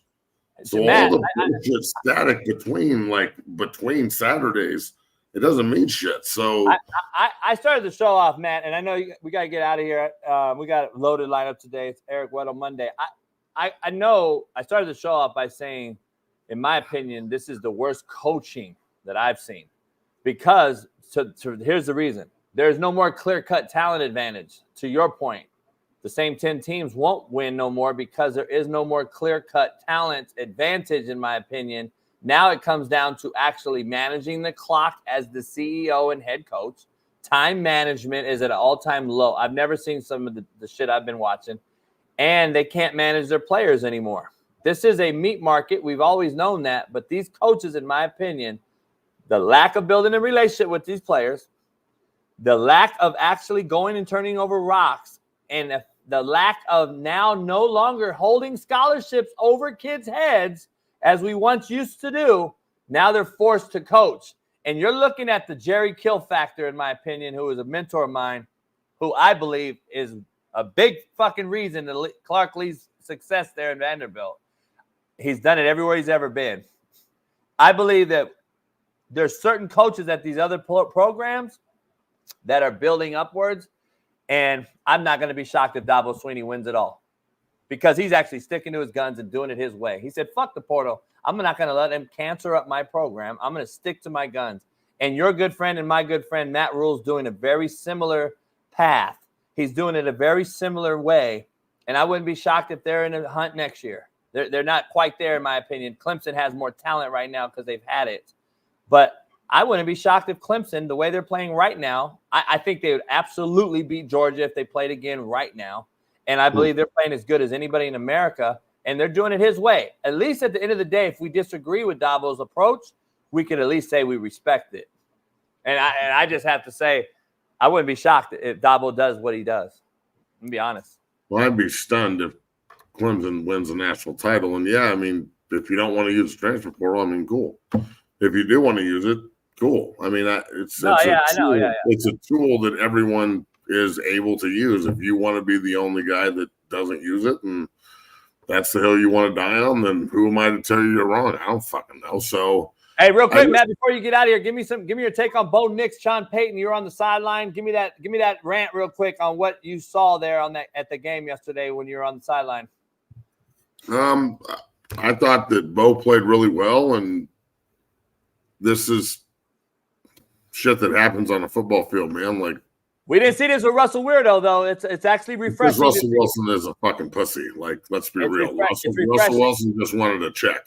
It's refreshing, huh? It's refreshing to see that, huh? Were you refreshed? I don't have a problem with this. Honestly, I kind of like the fact that somebody's giving Sean Payton the business back. And he even said, you know, like, arguing is his love language. Like, that's how he communicates. And it's true. Football's like that, bro. There's a lot of us who dig confrontation, and unless when I jump you as a coach, if you look at the floor and you don't give it back to me and you think you're right, I'm testing you, bro. That's what it is. I'm testing you, dog. I am trying to figure out if you're going to look at the floor and fucking fold when it gets hard on the field too. So, you know, I try and do it damn near every day at 6-0. I'm always challenging people there because we're going for greatness. There's guys getting offered fucking left and right. Big Deacon just got CU in Utah over the weekend. So, and then, you know, as a coach, whether it's high school, college, or the NFL, you have to figure out where your guys' heads are at. And sometimes you have to challenge them, and it's not negative. And you know what? Sometimes the player has to challenge the coach. So I like the fact that Bo stood up for himself and got in Sean's face. And I like the fact that they didn't have to have a fucking meeting afterwards or an email or a sit-down emotional conversation about everyone's fucking feelings and how this made you feel and how that made you feel and how it made the fans feel and how the fucking Karen in the stands feels and how the people in the comments feel and how everybody feels. Like, who gives a fuck? It's not called feelings ball. It's called football. It seemed to work. They scored 34 points yesterday, and I know one of them was a pick six, which was dope. But other than looking super clean, the Broncos uniforms were incredible, by the way. Other than looking super, I thought that they looked good on offense, and Bo's figuring it out. And look, go ahead. It's just there's so many feelings associated with everything these days. Anything you say is fucking taken out of context. And Matt, I'm gonna be honest. Everything's about how you feel, and it's refreshing just to see two guys bark at each other and then go do their fucking job. But this is where the barking back and forth should happen in the NFL. Yeah, man. Who gives a shit? They bark. Like, I don't think people realize it because they're saying now they're going to say, "Oh, JB, you're a hypocrite. You just talked about shitbirds." Amateur kids at 17. I don't give a fuck if you give them $1 million NIL deal or not. He's 17. I'm not allowing that fucking kid to tell me what I know and don't know. In the NFL, the guy, even though Bo Nix is in a rookie year, he's 26 or whatever, he's in the NFL. The NFL should allow for a back and forth, Matt. the NFL is the grown men league for a reason. There always has been back and forth between QB, player, star linebacker, coach. We've always had. I didn't even know that it took me getting to college before I saw a player talk back to a coach. I never would have done that in high school. I'm old school, obviously, but when I got to college and I saw the veteran guys like give it back to a coach when they were right, and then and not surprisingly, those guys are all NFL players. I was like, oh, well, fuck, I don't just need to be disrespected. So there's a difference between just being a fucking idiot and talking shit to your coach when you're wrong, and standing up for yourself and not letting a coach disrespect you. So if you're right, like I say to my guys all the time, if you're right and you think I'm wrong and you don't stand up for yourself, that says more about you than me being wrong. No doubt. That means that you're so afraid of the confrontation and you're so afraid of what could happen that you're not fucking worried about what should be happening. Yeah. And look, I'm not right all the time. You're not right all the time. No one's right all the fucking time. So as a coach, if you can't take a little bit of what you give, you're probably a terrible coach. And if as a player, if you can't handle constructive criticism, I don't know how, I've seen it all week. Carl Reed was posting about it. Nick Saban was talking about it. Like, if you can't take constructive criticism on the field as a player from a coach, if you can't listen to me say, like, look, son, I need you to pull your head out of your ass and read your fucking key and slam down hard and break up this fucking puller pulling around, wrong arm it and get in the backfield. And you know you can do that shit. You're playing soft today. The sun's not your friend. Get your fucking shit together. Let's go to work. If you listen to that and go, oh my God, coach just told me to get my head out of my ass. Oh my, go fucking play tennis. Hey, Matt, basically summing that up, correction is not criticism. It's just really not. I'm not even, you're right. It's wrong to even call it constructive criticism. It's just coaching. Yep. Matt, I'll see you Friday. Good luck this week on the show. And I'll see you this Friday. We'll break down Saturday and Sunday's games on Friday. Fucking A, man. Have a good day. Appreciate it. Peace. From one legend to another, we got our main man, the host of the Sit Down Crime Pod. And I'm sure he'll address all the dick riders in the chat to start it off this morning, talking about Jeff didn't hit this. I lost money. That's what it's called, betting, you fucking idiot. And by the way, it's getting ready to go to college basketball season where Jeff's king. I retweeted a post of his last night. If you look it up, the history of him, he kills it in college hoops, and it's getting ready to go. And he's also been sponsored by BetUS during the college basketball season. That's getting ready to hoop up and lace it up. Our main man, Jeff Nadu, joining us. Jeff, what up, man? Well, I don't know what people would be upset about. What did I get wrong? I'm trying to remember. Oh, they're saying Jeff was 3-16, or I don't know what the fuck they were saying. Wasn't it? I think I gave out Houston, didn't I? That was one of my favorite picks, wasn't it? I think they see a Sunday pregame show. Well, you know, JB. I think we go through every game, right, Jeff? We go through every game, and I think they're sitting there like this. Jeff said he liked dude. He didn't actually pick those teams. He actually gave you insight on who to pick.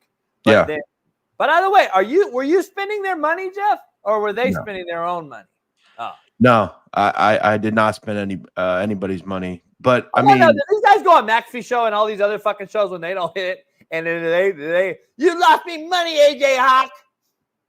Well, yeah, I mean, again, the best play I gave out was Houston. That said, I mean, that I won't hear from them though when I go kill it the 2 weeks before. By the way, I'm crushing college football, like crushing it right now. So, by the way, I went 12-3 in our games yesterday. I only lost Carolina, Chicago, which fuck that shit to bed. I lost that game. I lost I told you I picked the Packers, and I lost but I picked the Cardinals to cover the 9 or 7, so I won. And then didn't I also mention I love Kyler Murray? Like I tell you what I'm on. Like, it's not my fault. None of you fucking idiots know what you're doing. Now it's down to I'm wearing the same outfit. I don't think I've ever worn this shirt, to be honest. Like, where the fuck did some of you people are insane? Jeff, it's always something, Jeff. It's always something. Jeff, you know what? I'm gonna do this quote for you. I mean, it's weird, man. Not quote, but contrary to belief. I'm doing it for you, myself, Smitty, everybody that comes on the show. When you allow what someone says or does to bother you, then you are allowing them to control you. These guys don't control us ever. They're nobodies. But they always want to talk, and they don't do anything in life for anyone else. Anyone else. I don't see them giving out any preemptive fucking words of advice. I never see anything. You know what will happen? The guy that did the fake gun spray in South Carolina game, he'll go get shot and killed at a dorm party tomorrow, and these fucks will come out and say, "Rest in peace, kings and queens." But but today on the show, they're calling me a hater, a racist. You're reaching, JB. Well, here's what I'd say. Fuck you. I don't give a shit. I don't. If you think I'm racist, good. Go ahead. Cool. I don't give a shit. You don't like my Ed Hardy shirt? I don't give a fuck. InStyle magazine likes it. I don't give a fuck. You think I care if you don't like my hair or my chain or what shirt I wear? They get mad and they go after something personal. They get mad and go after something personal when they know they have no shot. The chat is just weird. They're a weird group of people. Internet chats are the biggest losers on the planet. Like, no person actually that's doing anything in their life is sitting on these chats all day. You come on the show, that's fine. But by the way, or in person, will they ever say anything? They'll come up and they'll ask for an autograph. They'll want a picture. They'll want to smoke a cigar. They'll want to drink. They'll want to get on the boat. They'll want to fuck with my bitches. They'll want to fucking own a house that I have. They'll want to own a fucking yacht that I own. They always want to do that, but then I'm always wrong. Smallsy, I make a living off the internet while you ask your boss when you can go pee. You're not my level, motherfucker. Shut up. No, Jesse, you're wrong, Jesse. The chat is not why I have a show. If that was the case, Jesse, then they would have been here waiting for me to start the show. You fucking idiot. You know, Coach, I started a show that you came in, dumb fuck. Holy shit, man. Coach, I've been doing this for 15 years. I've never had a negative interaction from anybody in real life, ever. Oh, I know, me either. It's always these people with no pictures and a fake name. Like, there's a reason you have a fake name. You don't want to be known for your behavior. That's just the pussy you are. We'll welcome you. Drop the link anytime. Yeah, it is. Drop him the link. It's crazy. There's a poll question to start this off with. You're going to be hosting the rest of this way. We got Eric Weddle. It's EW Monday. Shaun King joins us in about 20. Eric Weddle in about an hour. Going to get his take on the Rams, his Utah Utes, his Baltimore Ravens. I started the show off with college football. Let's dive into some college football. But I asked, the poll question was NFL related. Is Aaron Rodgers washed? Is my poll question. I broke it down in totality, and I want to give you what I said if you didn't watch my intro before you say yes or no to this wash question. I think that this is a organizational failure. They should have. Robert Saleh is not a head football coach. He's a defensive coach. They have an offensive coordinator who's inept, to say the least, and they have a overrated roster, meaning I believe Garrett Wilson's overrated. I believe that the O-line is old, and Tyron Smith is this stage is a backup left tackle, probably should be moved to right, and their right tackle is not a starting NFL tackle, in my opinion. He should probably move his big ass to guard. But what do I know? I'm only a personnel guy. This O-line's not very good. They don't run the football. There is no rhyme or reason. If I asked you right now today, give me the identity of the New York Jets, you would not be able to tell me. And I'm looking at their game yesterday while we were doing our show over in London, and all I see is him drop back throwing the football. I see no fucking boot nakeds. I see no play action. I see no fucking run game establishment whatsoever, even if you're getting stymied at the line of scrimmage. I believe that you put an old 40-year-old with an Achilles tear at quarterback in an inept system with overrated players. You have an infrastructure issue more than I'll say he's washed. I still think he can spin it with anybody. I still think he has the quickest release in football, one of the top 5 strongest arms still, if not the strongest. I don't believe he's washed yet. I believe that he is in a bad organization at the wrong time. But I'll leave it to you to answer that poll question real quick. Well, I've said for weeks he looks like a 40-plus-year-old quarterback off a major injury. I think when we look at the roster, they can't run the ball. And you talked about that yesterday. They don't commit to the run. No person, I don't care who you are. You shouldn't be throwing the ball 54 times. It should just never happen. It makes, again, and I go back to, they seem like the AFC Eagles. They have a lot of disorganization. The coaching's not good. We know on the surface, Robert Saleh is not a good coach. We know on the surface, Nick Sirianni is not a good coach. The play calling's lost. We're not running the ball. They're constantly down in games. They've got to throw the ball 54 times. I don't know if he's washed. I think that's a little bit of a stretch, but he does look a little tentative. The play calling's been bad. I would say no that he's not washed. I just think there's a lot of issues coaching and play calling and running the ball, personnel. Where's Garrett Wilson been? It's just messy all across the board. The defensive line's messy. They've struggled at times. A lot of issues. And is their secondary as good as we think it is? What did they have? 4 penalties yesterday? Sauce Gardner is a reach. He's hype. I think he's a hype. Yep. I think their pass rush is a hype. I think their run stop is a hype. Jermaine went out, and their pass rush, McDonald kid, I think has like 5 or 6 sacks on the season. He's been their only bright spot, other than the big time inside guy is the best, one of the best defensive linemen in football. But other than that, I don't know. This is bad. But let's dive into college, your wheelhouse, because we got a lot of college football that happened, and I've been saying it's watered down for a long, long time. I should be fucking. Yeah, I think you're off on that. I know you are. So does everybody. I think it's electric. I love it. I thought it was great. How could you not like it? I mean, no offense to you in the betting world, but everyone I know that does betting, and you're not a fantasy guy, but mostly the fantasy football guys think it's electric because it gets them like points on their DraftKings and all this shit. You bet lines, not players, but these motherfuckers that bet players, I'm just telling you, they think it's electric because they don't understand that this is not how football should be looking and operating at. This is not, I'm not supposed to see. So let me ask you this question and then you'll clarify. Vanderbilt beating Alabama, was it an upset? Of course. Now, don't talk about just the line. I don't mean the line. No, it was a major upset. Vanderbilt's been a doormat for a long time. They've had. So was Arkansas upset over Tennessee? For sure. They're all top 10 teams. Okay, so was SC but proverbially Tennessee's a good football team. Proverbially Michigan's a good team. Alabama, they're all good football teams. These are teams generally doormats. Vanderbilt. SC going up to Minnesota losing. Is that an upset or is it just normal now? I mean, we just saw 12 upsets. Are they upsets or is it just normal football? Yeah, but it's not normal. They've never beat a number 1 team. That's never happened. Well, I get what you're saying. I gotta look that up because the playing field's a lot better, but the 12-team playoff's awesome. It makes for great football. We don't know who's the best team in college football. It's Texas right now, but it's a 1-week thing where Alabama looked like the best team by a wide margin at beating Georgia. Jalen Milton was a Heisman favorite. Now he's not, and they're going to be 5th or 6th. So I think it's the worst football I've ever seen because of how this is. Like the portal and everything else is allowed.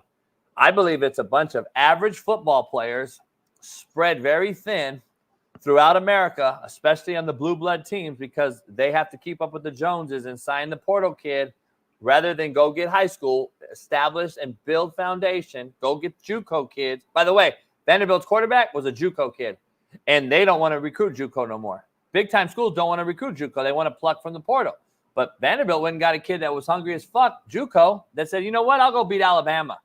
This is what I'm trying to say. If we went back to what we know and go get hungry kids who want to be there, not guys that just need to be there because of an NIL bag, it'll be a lot better product. We are seeing the most watered-down product because it's too – Jeff, there's only 135 Division I playing schools. There's not that many good kids. Think about it. If we spread those kids out amongst those Division I playing schools, 133 or whatever it is, just do the math. That's watered down. It's not parity. I don't see the parity in this. Just because the better out there that drafts on DraftKings thinks that it's not the same 10 teams. Guess what? It should be the same 10 teams. You know why? Those 10 coaches make $10 million a year versus a guy at Marshall making $500,000 and beating you. Jeff, if I lose to a $500,000 guy, I should be fired tomorrow. That's just how the world works, right? In the world, my world. But I'm not sure what you want. Do you want because look, I got tired of Alabama and Georgia being the only two teams that win every year. Look, ask yourself this: you have 12, 13. I mean, that's better for football, I think. Isn't that what better for betting? I think it's better for betting. Well, yeah, I look at this way different. Like I don't, you know about the nuances of football. I look at how many points teams score, how often they score touchdown. Like I don't. I'm looking at little situations. Like I watched Coach Trent Dilfer on his news conference the other day. They gave up 71. You should have seen him. He looked defeated. To Tulane. Yeah, they look. I mean, that's stuff that I want. I want to find those things. And guess who they got to play next week, Coach UAB? Army's fucking murdering team. Here's why. As a former player and coach, I have no investment and no dog in this fight. Okay, so when I watch a game, I look to see the product. I don't look at stats, yards, but I look at the product, and the product is as bad as I've ever seen. And any coach that I know and any former player that I know will 1,000% agree with me on this. Anyone that I know that didn't actually go through it and see it and play it, they'll say opposite. They'll say, oh, it's good for me because I know now, based on you, I can go down and look at what Army does statistically. I'm betting them motherfuckers because I know they're going to drag UAB and they're going to score this many points, X, Y, and Z. I'm looking at it like, holy fuck, man. Toledo just beat Mississippi State by 40. I'm looking at these games and I'm sitting there like, here's what I'll say to end it before we move on. Don't be surprised if Clemson wins it all and Dabo does it his way. And he's doing it his way. And you can say you don't like it. You can say you don't like it and all this, but you fucking respect it because he's doing it his way and he ain't cancering up his roster with fucking portal cancer kids. And the next guy that's doing it is fucking Matt Rule at Nebraska. And he's doing it in a similar fashion. And it may take him another year because they don't have the Clemson talent yet. But guess what? I'm telling you right now, Dabo's going to change the world back to get back to saying, you know what? We got to start building and teaching again. We got to start fucking coaching and not allowing again. But when you have so many saturation is so broad with so many shitbirds that you don't really know, Jeff. We're taking a shitbird from Alabama to Colorado, a shitbird from Colorado to Kansas State, a shitbird from Kansas State to fucking Clemson. Nah. Clemson said, nah, I'm not taking that shitbird. I'd rather build from within. And if I lose a few games to a more talented team early, so be it. But if we play later and I'm getting better as an organization, which means infrastructurally and philosophically as Dabo builds, watch how Clemson is in the end of the year. They're playing great football, Clemson, right now, by the way. But I do want to point out that quarterback for Vandy, electric. I had the over in that game, Pavia. The kid's a baller, man. By the way, he beat Auburn last year as the quarterback at New Mexico. Yeah, State, yeah. JUCO guy, hungry. Also, just wanted to remind people, you may have missed this, even though UAB lost 71-20 to Tulane, an individual started for them who admitted to the police, Coach, that he regularly visited chat rooms that discussed child abuse sex material. He's a pedophile, and he started on Saturday for UAB. Just remind ourselves that he's a person who told the police on the regular that he did that, and he tried to shy away from it, but still did it. Well, Jalen Kitna is his name, and his father is John Kitna. Just telling you. Well, yeah, I know the Kitna, what that whole situation. Well, now he'll say that the charges were dropped, but they weren't. He admitted that to the police. So that's Trent Dilfer's boy. John Kitna and Trent Dilfer are boys, and listen, Trent Dilfer, again, what do I know? Good players are even in his – he probably wouldn't say that was a good NFL quarterback, but he won a Super Bowl, played a long time. He was great in college at Fresno. They don't equate to good coaches. I'm just telling y'all, but you don't want to listen. The UAB run with Trent Dilfer is probably coming to an end real quick, and – this is, again, the era that we live in, that you have to win now. What have you done for me lately in a business that doesn't give you time to build? They don't give you time to build. I'm just telling you. But listen, Trent Dilfer, though, is but I want to find those situations, right? Like, I want to just bury Trent because, again, you got to go from one tough game to another. It's just – You lose control of your team, and that's for me what I want. So Yeah, and I think the kid got caught with like his phone was riddled with little kids or some shit. And he also shared pictures of underage girls, which, listen, I'm just pointing that out. It's bizarre to me that why this is the shitbird saturation we're seeing, Jeff. This is a guy with the proverbial gun with a chopper. I don't know if you saw it.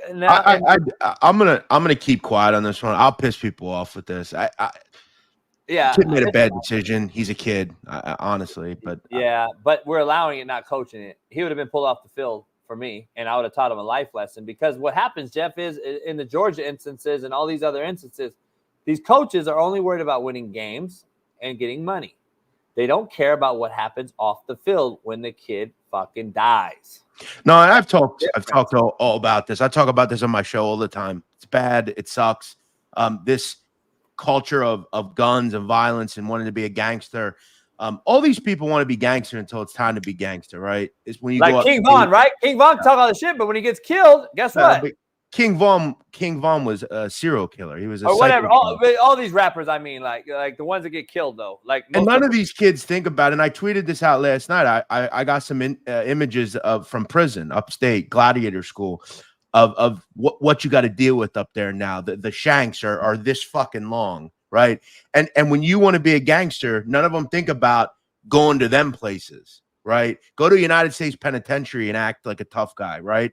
These people don't think about that shit. They just want to be tough on the field or robbing a liquor store. And run. That's why they drive by. They don't want to see you. And that's just like a text message in a chat. A guy with no picture in chat texting because he has no ramifications. Nothing, no consequences are going to come to him. Yeah. Same with shooting and drive-bys. Like that's what they are. They're no more knuckling it up in my face. There's no more. Well, I've talked about this. Like, it's fascinating, the kids today, how they like. I've looked into indictments, coach, with these young kids in the streets today, Philadelphia, places like that. It's not even about making money anymore as a gangster, a drug dealer. It's about we don't care about anything but killing each other because it's all about a scorecard, right? There's an indictment, coach, I read recently where the guy on the phone on a wiretap says, "Why are you so worried about making money? We should be out getting revenge for our brothers that are falling." They're not even worried about money no more. It's just about shooting each other. It's a behaved, warped, delusional, demented, depraved society, some of these young people. And I'll tell you what, it's not just Gen Z kids in the streets. Gen Z people are weird in general, man. They're weird degenerates, bro. Seriously. Did you see that video I tweeted out with 50 Cent? Nah. There's these young kids. Their mother brings them in a room and says, "Hey, I have a new boyfriend." And the guy goes, "What does dad think about that?" And you got to watch it. It's degenerate. Like, these people are degenerate. We know that. Yeah. There's no integrity, ethics. These people are sick. Yeah, it's a fucked up deal. Let's dive into this. I want to get your take on the same thing. It's not with a gun, but it's what leads into using a proverbial gun after what we saw. The Alabama kid who threw the mouthpiece and then kicks the football and then tells DeBoer to fuck off, basically, and he's not coming off the field. Listen, this is a temper tantrum of mass proportions when you pay kids and you cannot discipline them because your collective is paying them. This is what you're going to get. Mercenaries controlling the narratives, and we see this across America. Then he kicks the ball. Like, I'm just telling you. And then he wouldn't come off the football field. The next thing you see is a kid that does the fucking Mossberg pump action over the kid that he just hit. I'm just telling you, you could give a kid an inch, and you don't think he's going to take a fucking yard. You're crazy. Yeah, but coach, hold on a sec. I mean, I don't know that I see celebrations like that, but there's a lot of pretty violent celebrations some of these people do. I mean, I've never seen the gun ones. I don't know. I think that's pretty cold, to be honest. I mean, it's football. I don't think he has to worry about getting shot in the head because he did that. Was Jackson Dart going to send somebody after him? I do. Because look, this is what it happens when you leave. Jeff, it sets a bad precedent, though, as a coach. I get what you're saying. No. But let's just talk about your world that you just mentioned. Mm-hmm. Some shitbird out there on Instagram who wants to fucking think he's going to be the next guy that killed King Von. This guy's going to be the guy that says, "I'm an op of this kid because he did that over this guy, and he's well, gonna yeah. roll up I to think he's gonna roll up to the dorm, Jeff. I think your point there is. Thing. Yeah, I think your point there makes sense. I don't worry about the mafia coming after me. I worry about the sycophants that love the mafia. That's what I'm saying. That's the guy. That's the guy that you're not going to see. That's a good point. Yeah. It's a great point. I mean, that's just what. If I'm a coach, I can't sleep tonight because my whole team now is in jeopardy because it's fucked. Because some social media idiots out there and may draw a party tomorrow night at the dorm that we're having a frat party at. I'm just telling you. That's just my take. But Shane Beamer needs to sit the kid down and no more of that. Well, the board couldn't even get the other kid off the field. And we got a former Super Bowl champ that's going to give us our takes, Jeff. And then I'm sure he's going to let us know that he had a pretty good fucking betting weekend. Hold on. King David, you're literally immortalizing. Do you know who King David is, by the way? No. The real King David. The real King David? Yeah, King David, you look at who you immortalize. Should you be talking to any of us about values and ethics, King David? Shut the fuck up. Fucking idiot. Let's dive into former Super Bowl champ, Tampa Bay Bucs. David. Tulane legend that just put 70-something on the UAB. Let's dive into our main man, Shaun King. The real king is in the house, not the kings and queens after they get shot and killed, the T's and P's that will tweet out. I don't know what your take is, Shaun, but it's a big news thing. These kids shooting the fake proverbial gun over each other as they make a fucking regular tackle in football. Where are you at with this crazy shit? And I don't know what I go back to Shaun. You coach it or allow it. Not one of these kids was pulled off the football field. The one kid told the board to basically get fucked. He wouldn't even come off the field after he threw a mouthpiece and kicked the football over the ref's mark. We're seeing it more and more, obviously. We've always played with shitbirds, Shaun. We've been around shitbirds, but we were also disciplined for it. These kids now, since they get paid, think that this is their shit, and the coach has got to fucking fall in line with their shit. Basically told the board to fuck off. He wouldn't even come out off the field. Where are you at with this whole shit? And is it getting only worse and worse, or do you see the light at the end of the tunnel? I blame the coaches. I think UNLV is a perfect example, man. If you got a player that don't want to adhere to your culture or that thinks he's bigger than the program, you can win without said player. Addition by subtraction. Like, and when they start making examples of these guys and kicking them out, and then the other coaches stop being an incubator for them to bounce back, then guess what? The behavior will stop. Shaun, the other coaches is my point what I was trying to make with Jeff too. The other coaches that take these shitbirds are the problem. We got to stop taking the shitbirds, and then we'll eliminate the shitbirds. And listen, I always used to tell my players, listen, football is an emotional game, right? If you want to be great, you got to have bulletproof emotions. That means you cannot get emotionally hijacked. But at the same time, I understand there may be an outlying behavior that happens at some point.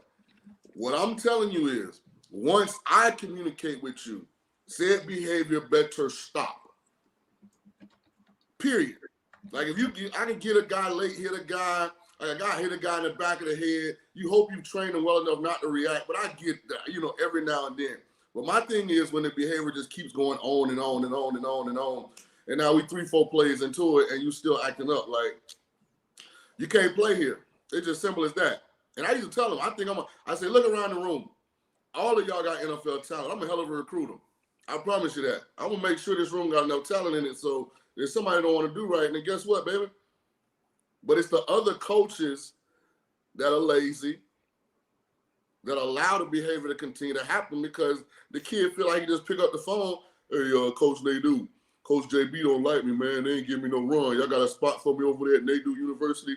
Oh, absolutely, son. We loved you coming out of high school. You come on over here. Hey, we'll put your talent on Front Street. That's how it goes. I agree. Jeff, you two bet. I know you guys bet. There's a lot of college stuff. Shaun, you were right with Arkansas, Tennessee. You were right with Miami, Cal. You were right with what was the other game you picked? Not Alabama. It was Ole Miss. Said Ole Miss would bounce back and drub. And you were right with Louisville and SMU.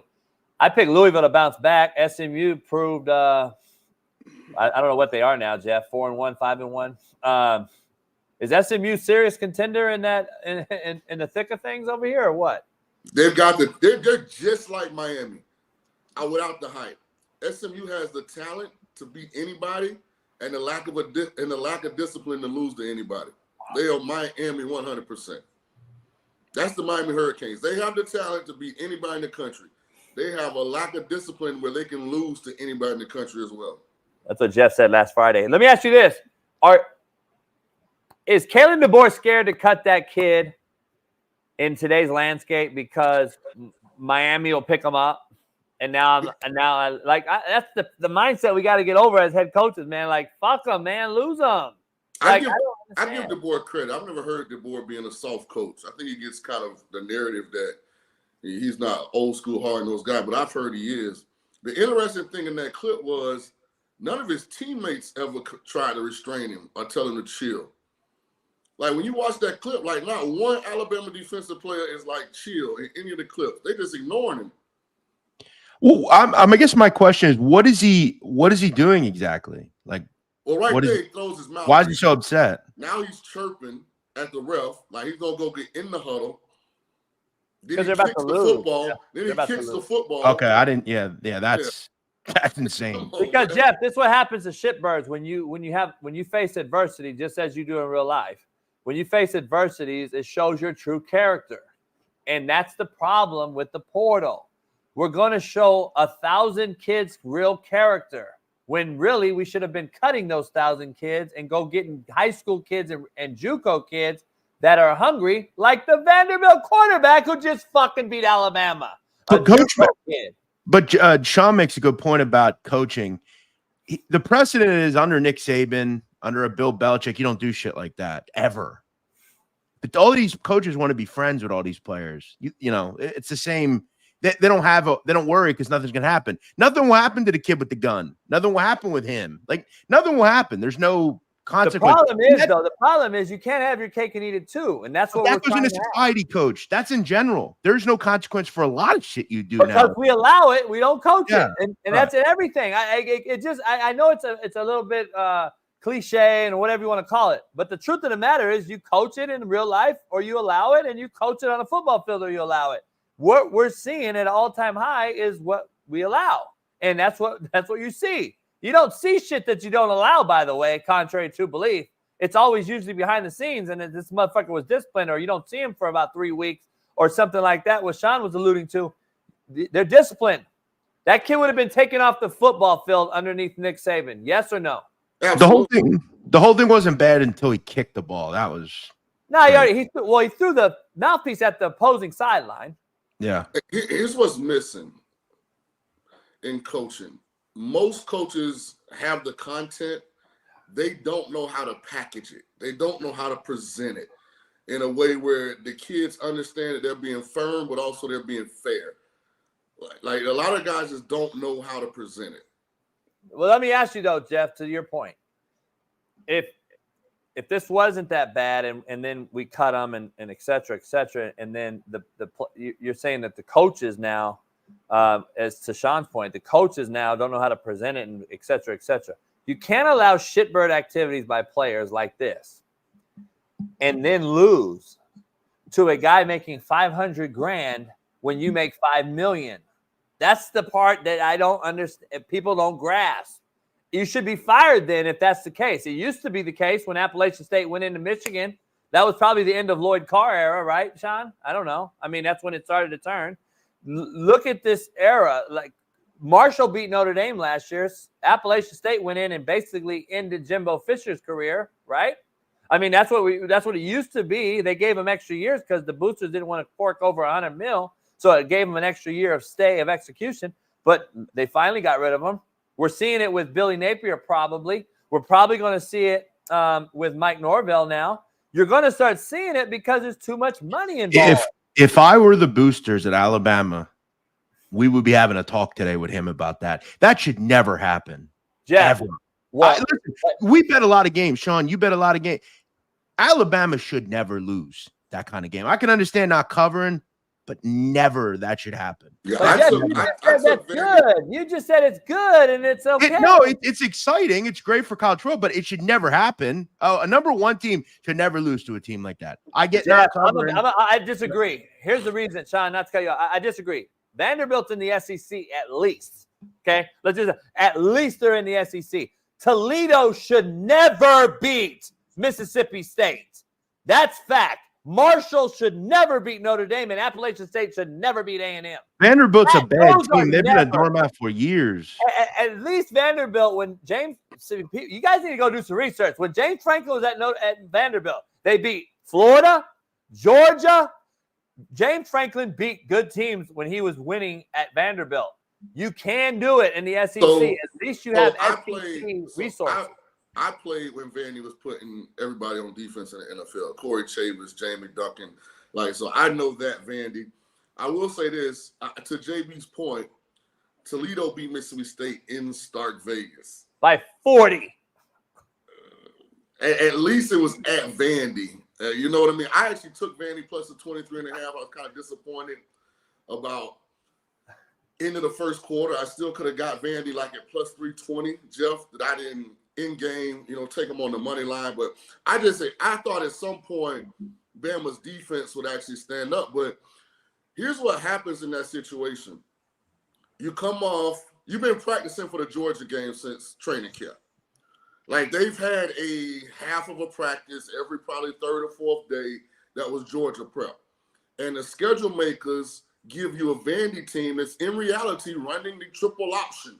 They're just doing it from the They're shot. a perfect team for that kind of game. And you go in and you're not assignment perfect. You don't have attention to detail. And all of a sudden, the faucet opens up and you can't turn it off. And tip your hat to Vandy, because when Bama came back, Vandy put some big drives together and went back and scored. And I'll tell you what, that game, I watched it. I know you did too. I had the over, so I was watching it. Vandy was significantly better than Alabama in the game. They played better. And they walk the ball. They're not playing fast. They're huddling it was rough to watch as an over better, because I'm like, let's go. But there was a pick six that hurt. They go down 14-0 quick, Alabama, and that pace is not, as you just said, they're essentially a service academy team, right? So they were. It was a great game plan. So Northern Illinois beat Notre Dame ever. So Notre Dame's weird, Jay, because they've had some terrible nondescript losses in the last 7 years. Who they lost to Northern Illinois this year? Someone didn't Marshall. And then they almost lost to Toledo. They do that every year. He is right. They have a weird. I'm saying though, should it happen? No. Lou Holtz wasn't losing to fucking Northern Illinois. I'm sorry. That's what I'm trying to say. It shouldn't happen. That's what I'm saying. That's not good football. Clark Leah, the coach at Vandy, Shaun, you know what he said before the game? We want 10 possessions in this game total. There were 12. So a little bit more. But again, if you have the football in your hand, you're keeping it out of the other team's hands. Very simple to understand. But Alabama just wasn't good the whole game. They should have lost. They deserved to lose. That was a big line, complete. We talked about it. Yeah. I feel very comfortable. What hangover games did you worry about, Jeff? I asked you Friday. I said, what hangover games do you worry about? And guess what it was? It was Alabama, Vanderbilt was a hangover. I said Louisville, SMU was a game that you either go either way. I said Ole Miss, which it could have been either way. And Shaun said, hey, Lane's usually good after a loss. They're going to go out and beat South Carolina. They did that in handily fashion. And then we had another game. What was the other one? Miami. Shaun said Miami traveling all the way back to Cal after that Hail Mary game. And look at this game. I mean, I didn't see the end of it. This was about the one game I didn't agree on. I thought Cal was a phony defense. They hadn't played anybody. Miami's got obviously a high-level offense.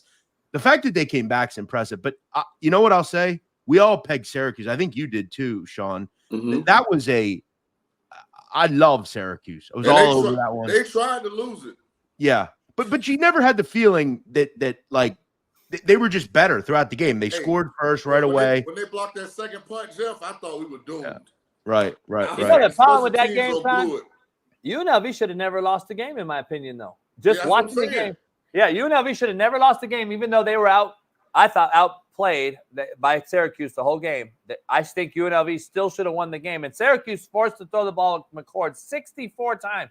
They threw the ball 64 times to Syracuse. That should not have been a recipe for a win. Mm-hmm. Yeah, 100% right. But, it is what it is. Shaun, let's dive into some things. I want to get into this Kansas. KU falls to Arizona State. Lance Leipold goes livid on the other side. Check it out.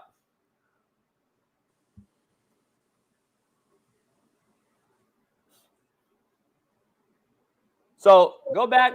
I'm going to pause it real quick. So I'll give you a little context here.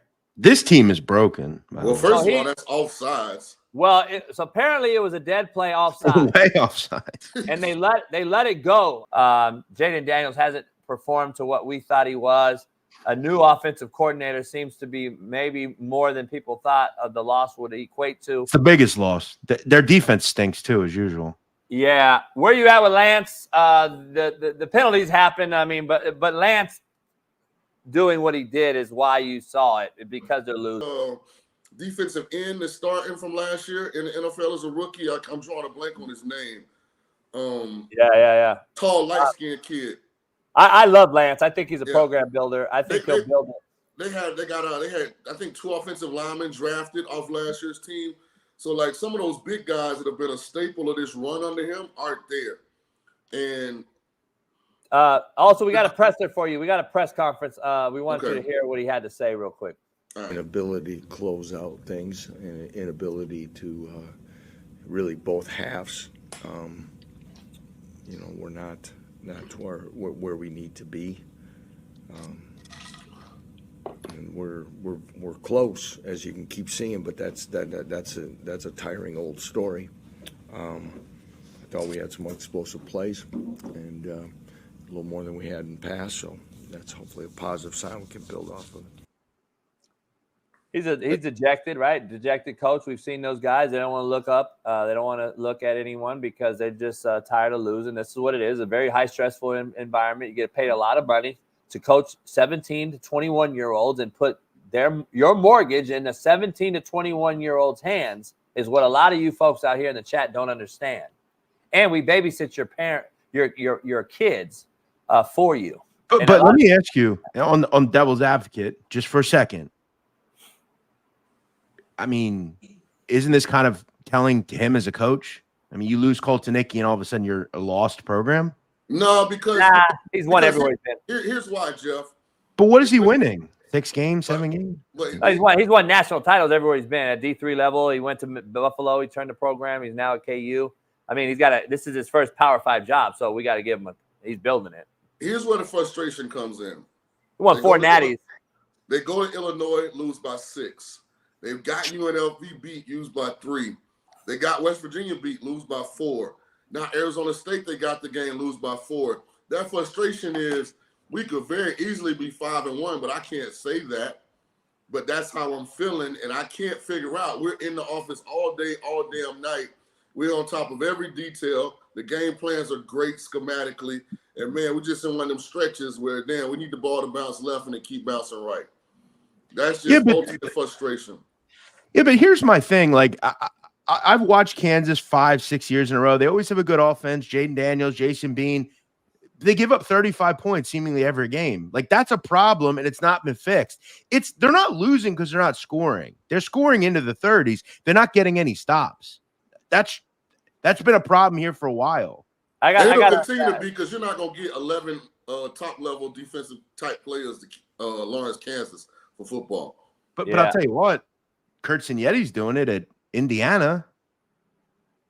I mean, who have they beat? I mean, granted, good start, Coach Signetti. I mean, Colorado Colorado's did it the other. UCF is a good offense. They shut them the fuck down. By the way, I'm personally Kansas never does that. I'm not a Gus Malzahn fan as far as offense. I like his QB run game stuff, but he's never been able to develop a quarterback that can throw the ball. He's never developed a consistent passing game. He just got to be better than you physically, because he's going to QB run game you to death. And they couldn't overpower Colorado.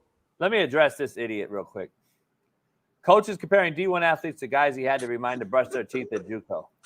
By the way, I mean, do I have to always go and remind you that 28% of the league is JUCO, and guys like Aaron Rodgers, Cam Newton, Chad Johnson, Steve Smith, Jermaine Johnson, and the list goes on. Jason Pierre-Paul, Levante David, Kamara, and a million others are JUCO guys.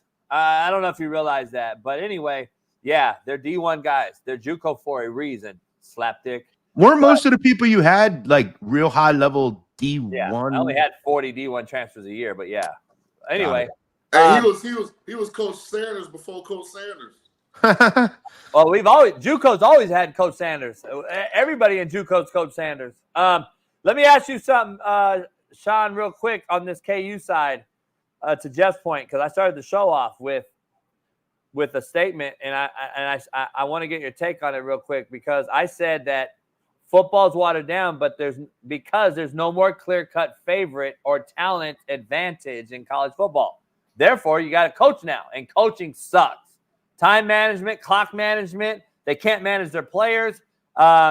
Lincoln Riley's a fraud. He's a fake-ass good boy. I've been saying it for a while.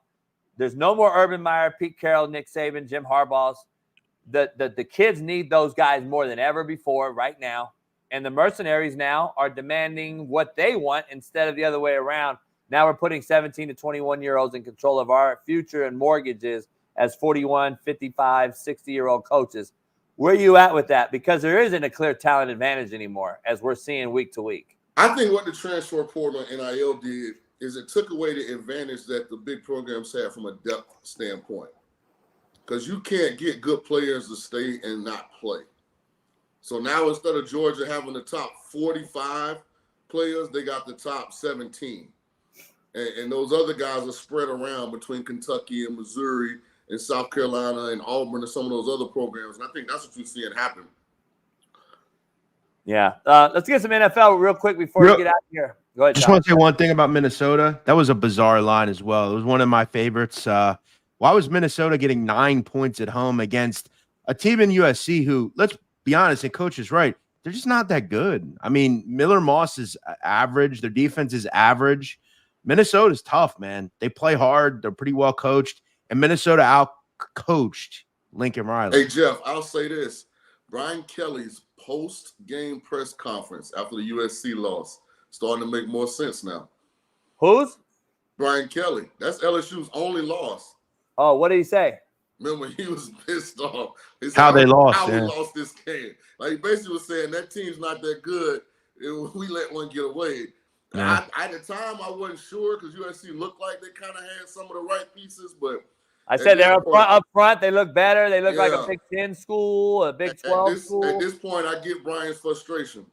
I'm just telling you, Lincoln Riley's a fraud. He always has been. He's a guy that focuses on offense and getting transfer quarterbacks. He wins Heisman's with them, and everyone thinks he's a QB guru.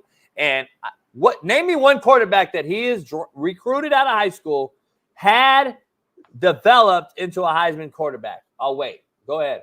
Give me one guy. Jalen Hurts? No. I'm not a Lincoln Riley guy, so I know. I'm just saying. Baker Mayfield? No. To the choir over here. Baker Mayfield was a transfer. Sorry. You know what's interesting about him, Jeff? He normally wins just enough to stay outside of the bullseye, too. Right. Hey, guys, I want to do a real quick lip reading for you. Let's take it. Let's take a listen. Go back. Let me see it again. All right. All right. fast. Here's what he says. I'm just going to give you guys insight. I wear capri pants. I'm elite, and I row the boat. And then he walked off. So that's what I think he said. I don't see anything else he could have said. I'm elite. I row the boat, and I'm fucking. Yeah, that's what I think he said right there. I work. Well, he's not happy. That's for sure. Well, no, it got turned over right after that yell. Remember, he did. That's why everybody's like, "What the fuck did he say?" Because they overturned the call. Yeah, I'll be honest. It was some awesome college football going on at this point. I didn't watch any of Minnesota USC. Well, can I just say it? Can we end the fucking Justin Fields bullshit? He can't make a throw past 10 yards. Like, he just can't. I said last night, he looks like that guy on Napoleon Dynamite, that uncle was throwing the steaks at Napoleon. I mean, he stinks, Justin. How is he still to? Let me ask you this, Jeff. Let me ask you a fair question. Well, if it's a quarterback question, I don't know. I never. No, it's not a quarterback question. Pittsburgh's not that talented offensively. But this is why you fire Mike Tomlin. He's an average fucking coach. That offense stinks. Every year it's the same. Very talented and dominant on defense. It's never his fault. Look at what you just said, bro. It's never his fault. The offense isn't good enough. You've been there 20 years. Why is we're always going to disagree with Mike Tomlin. Shaun and I are always going to disagree with you with Mike Tomlin. Yeah, you're crazy. You're the best in the business, Jeff. Best in the business. Guys that won fucking Ugats in 15 years. What if Harbaugh won in Baltimore in the same time? Yeah, they both should be gone. I agree with you. My thing is this. The offense stinks. Why don't they design more plays for George Pickens? Because he's their only good and talented skill player. It's not like Hayward's a top 30 tight end and Freiermuth is not a top 15 tight end. And you can't even name the rest of the receiving core. And Najee Harris, he runs hard for 3 yards. Sounds like a coach problem. To tackle himself. If they weren't so great on defense, I would agree with you. Tomlin, the defensive guy. And they're elite on defense. But look at what happened when it mattered most. They fucking folded. Because they've been on the field the whole damn game. Listen, excuse City for an average team who, when they do make the playoffs, they've gotten fucking rocked by 21 points a game. Fuck the Steelers. They're never going to win shit. Mike Tomlin won a Super Bowl like 15 years ago and hasn't done shit since. He'd have been out of here about 16 years ago in Philadelphia. Yeah, you have an Eagles shirt. This is an acceptance of a average, mediocre acceptance. That's what it is. You have an Eagles shirt on, and they're not winning shit. They haven't won shit. No, did you miss the Super Bowl in 20?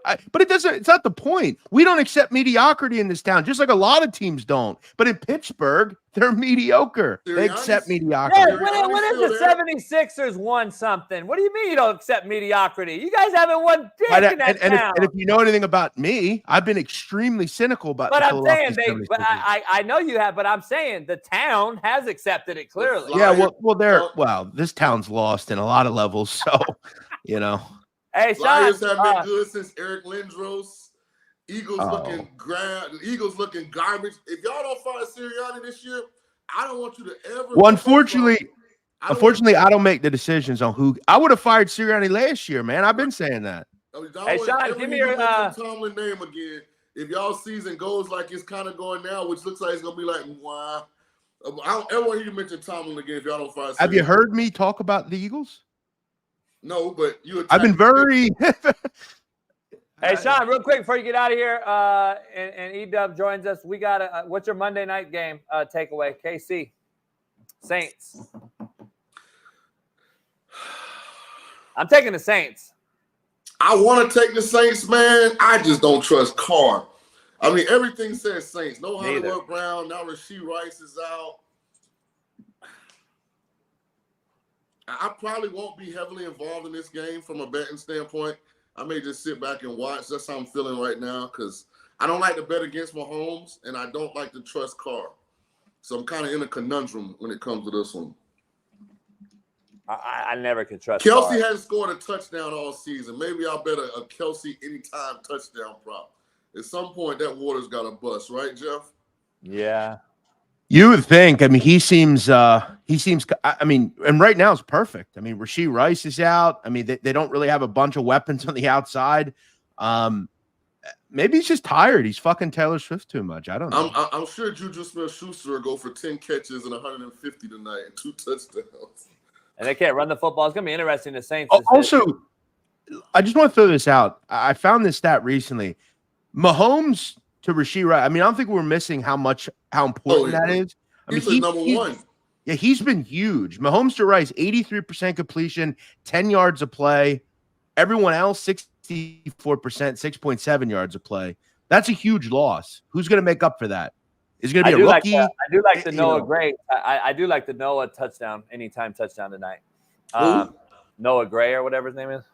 Also, who's running the football for them? Carson Steele. He fumbles every game. He's fumbled, I think, 2 of the last 3 games. Isn't Clyde Solaire back tonight? Maybe. I heard.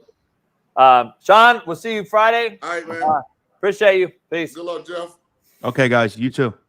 Hey, it's E-Dub Monday. Super Bowl champion, high school coaching, soon-to-be legend, winning game after game right here in California, San Diego, and the father of a son throwing dimes. Our main man, Rams, Chargers, Raven legend, Eric Weddle. Yeah.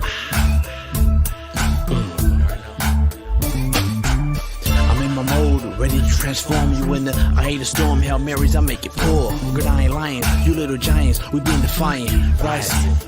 What's the cost to be the boss? Breaking down the walls. We all in once the coin gets tossed. Got the kind of action, never acting. No need to scramble to get traction. We make it happen. From 3-4 to 4-3, we get it cracking. That's a cold intro. Thank you. You Ravens Thank up you, Jeff. today? Hold on, you Ravens up today because the Ravens winning and the Rams losing? What's going on?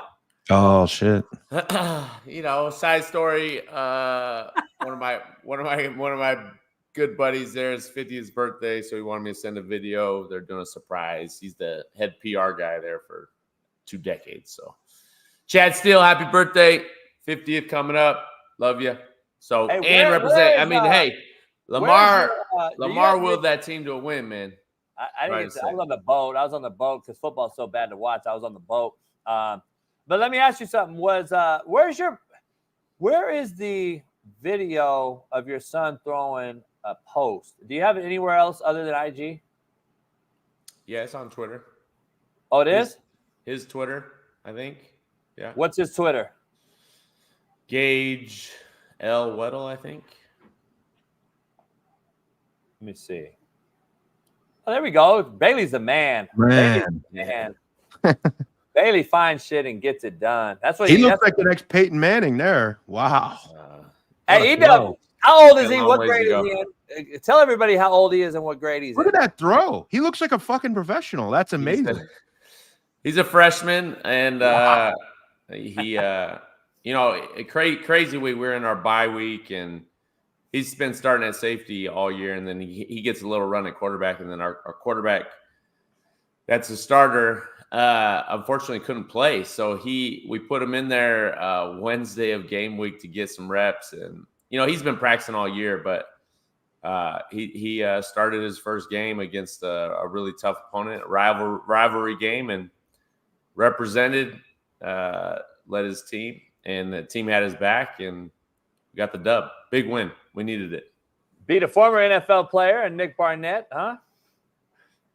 Yeah, I mean, he coached over there. They had a great season last year. They won CIF and went on to state and should have won state. So they got a good program, does an amazing job, and it was a get back game for us as a program because they were the champs last year. So if it wasn't your humility that just shines, people should be. I don't know. You're going to be the coach of the year in that league. I'm just telling you right now. I already know. I already talked to YGod and CIF. Anyway, let's dive into your Ravens since you're rocking the gear. Lamar willed them to victory, you said. I know Burrow threw 5 touchdowns. I was just updating it and seeing the game. It looked like a Jamar Chase and Burrow was back. I did pick the Ravens to win that one yesterday on Jeff and Shaun Salisbury pregame show. And, man, I mean, Lamar threw what? 400? That's a rough beat on the Bengals, man. It just was. Yeah. You look at that. It was really, really good football outside of the bad defense on both sides. The Ravens got to shore up their back end, man. Too many big plays given up. But on the flip side, man, Burrow and those guys were making some plays, had given some protection. To go 5 touchdowns and 400 yards passing, you lose is pretty. It's hard to stomach, and really they had the game won. Just an unfortunate interception that Burrow threw. Great play by Marlon to give him a chance, and then the unfortunate fumble by Lamar in the overtime, and then you can't do anything with it with the missed field goal to win it. So, hey, opportunity knocks, and the Ravens took advantage of it. I was just saying to myself, if the Bengals win this game, and they both go to 2-3, I don't know how the Ravens would recover, because the Bengals are only going to get better, guys. Like, you can see it. They're slowly building. You hope at 1-4 they didn't dig themselves too big a hole, but it was a huge win for the Ravens, and I wouldn't be too worried. I think the Bengals are going to be fine the rest of the way. But what are they? 1-4? Yeah, I think you gotta look towards firing Zach Taylor. How long are we gonna go with this? I mean, Are they done, Weddle? Are they done? No, I think they'll end up. Really? I think they'll end up 10-7. Wow. Or I think they're going to get hot. I mean, the Ravens are one of the best teams in the league, and you could say they outplayed them. It was at home, and a lot of the factors. They got to get on a run right now, though. They got to get on a run right now. They got to Eric win Weddle, 9-10 or something like that. Eric Weddle, you might be one of the coldest safeties of all time. Let's just be honest. That defense is horrific. The Bengals. It's horrible. One of the worst in the league. Would you agree with that? Well, historically, I can't sit here and say I know the stats. I know their defense coordinator well. He's one of the best D coordinators in the league.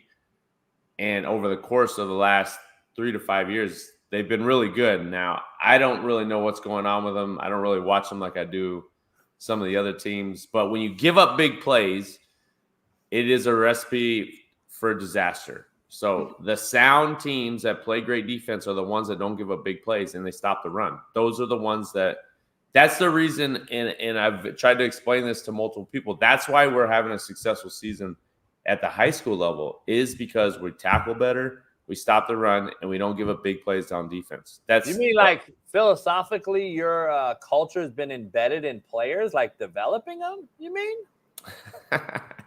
Well, it's still a progress. We're not there. You're work in progress, yeah. But yeah, I mean, that's you believe a certain way to play the game, and you teach the right way to play the game, and the systems that follow suit. But at the end of the day, you win by the line of scrimmage, winning the line of scrimmage battle, running the football, stopping the run, and at the end of the day, who blocks and tackles better? That is the name of the game. And you see it week in and week out. Who does that better usually wins. E-Dub, it might be just because it's covered 2. I mean, that's just Yeah. Hey, we're gonna stay in the north though, and we saw some interesting occurrences or happenings there. In Cleveland. we gotta yeah. Well, we gotta make sure we get on the topic of that kid not getting off the field. I don't know who he is, or the Alabama kid. Yeah, make sure we chime on that, because. We'll go right now before we get to Deshaun Watson in Cleveland. There you go, baby. Yeah. If I was DeBoer, I'm walking out on the field, I'm grabbing him and pulling him off the field. Or I'm not leaving the field till the kid leaves the field and he goes in the locker room. Use all my timeouts, whatever. I'm going to make a scene. We'll get penalty after penalty after penalty. You are not. I'm shocked.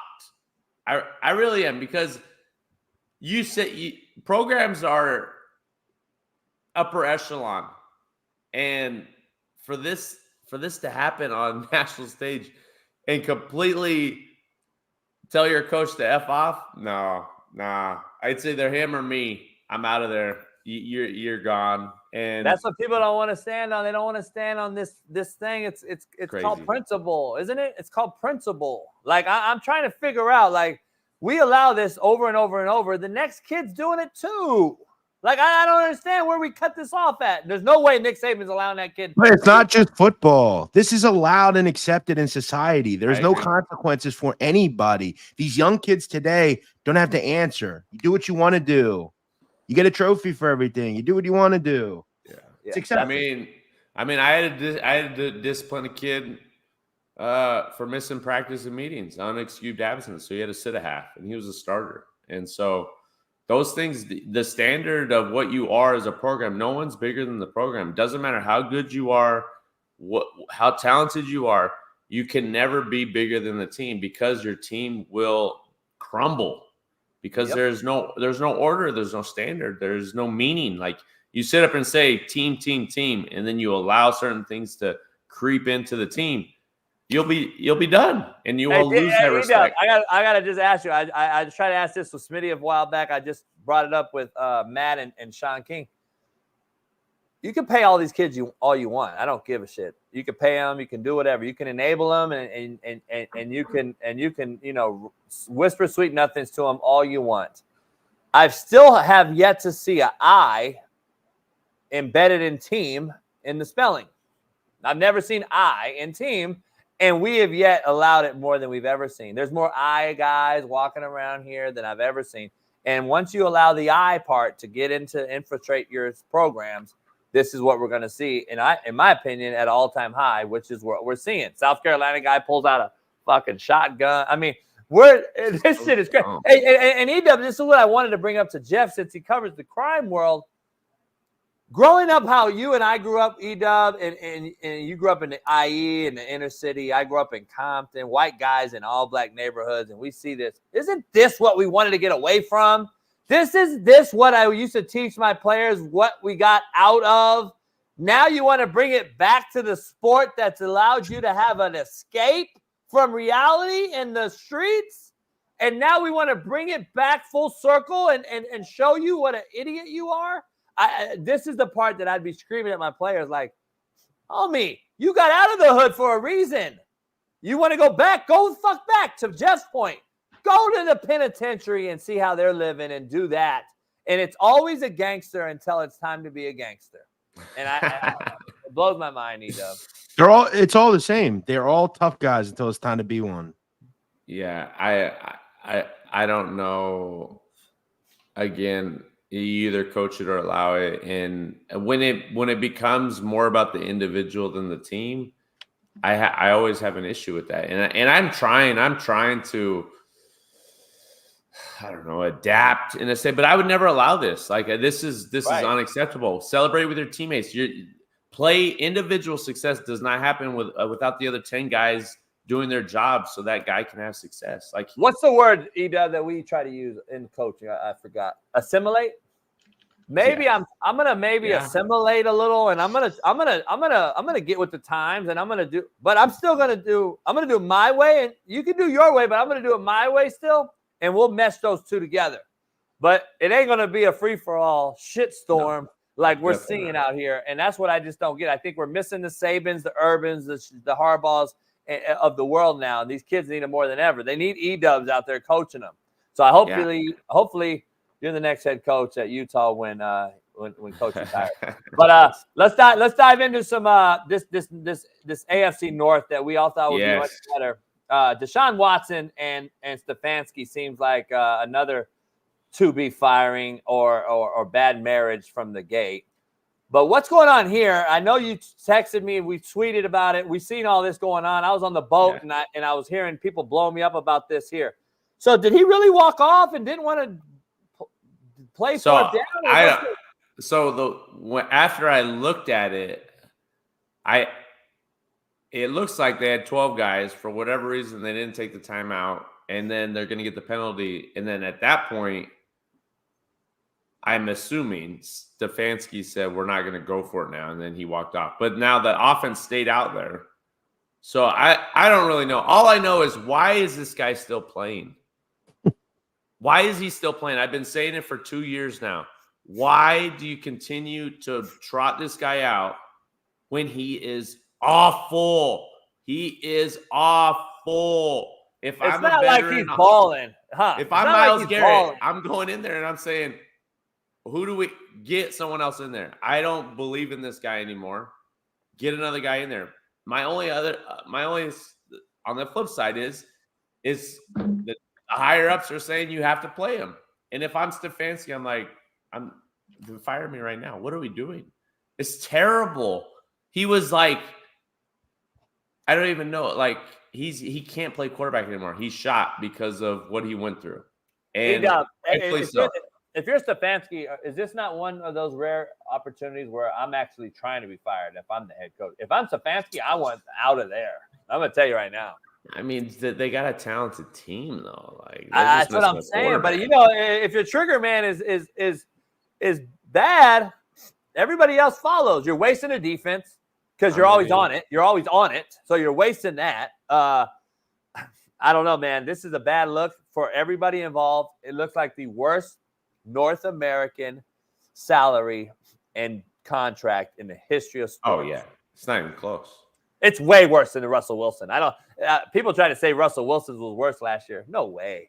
At least you got productivity. Productive. Yeah, at least you got some something productivity out of him. This guy, man. Jameis Winston's weird. Would be playing right now. I'm just telling you right now. He'd be playing right now. They'd probably have a couple more wins. They would. I don't know. Utah takes on Arizona State in Tempe this weekend. E-Dub, your thoughts on this matchup? Arizona State, good young head coach I've known a long time. Coach with me before is the head coach. They're what are they, 5-1 in Tempe? They just beat KU. Where you at with this one? Is this a big statement win for Utah to have to stamp it and say we're back, or is this just another bump in the road for an Arizona State team that we don't know how good they really are yet? I fully expect Utah to blast them, especially after the previous week. So coming off a bye week, they won the bye week with Coach Witt. They got back to what they are. Cam's going to be back, and we're going to build some momentum the rest of the year. If not, it's not going to be good. I don't see how they don't blast them, but we shall see. Jeff, what's up with your Eagles, man? Let's talk about your Eagles. There's too many things to talk about, bro. I mean, where do you want to start?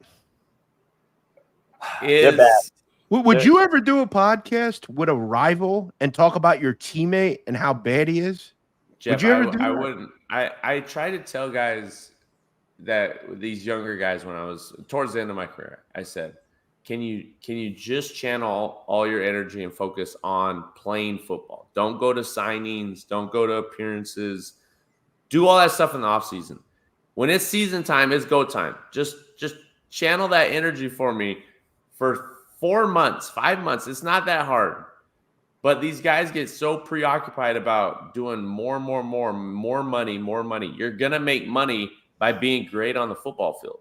But That's Weddle, how you make money. It's Darius Slay. Darius Slay's 30-ish years. Like, he's a veteran. Yeah. He's towards the end of his career. Like, how does he not see the optics in this? He's tweeting out his career accomplishments to like Twitter goofs. Like, what are we doing here? I don't know. I know Darius too, so not like, text or anything, but just, we've crossed paths a bunch, and I like him as personality. So it's odd for me that he cares or worries about what nobody's think about him. Like, I don't know why you waste 1 second about people who have no clue what you're doing, how much time you work, how much studying you're doing. What, who think? The nobodies. Like, there are a lot of nobodies out there that think their opinion matters, and it's okay to have opinion, but I don't need to worry about it. Like, you could have opinion. Like, there's a lot of people that think I was a terrible safety and wasn't good. That's okay.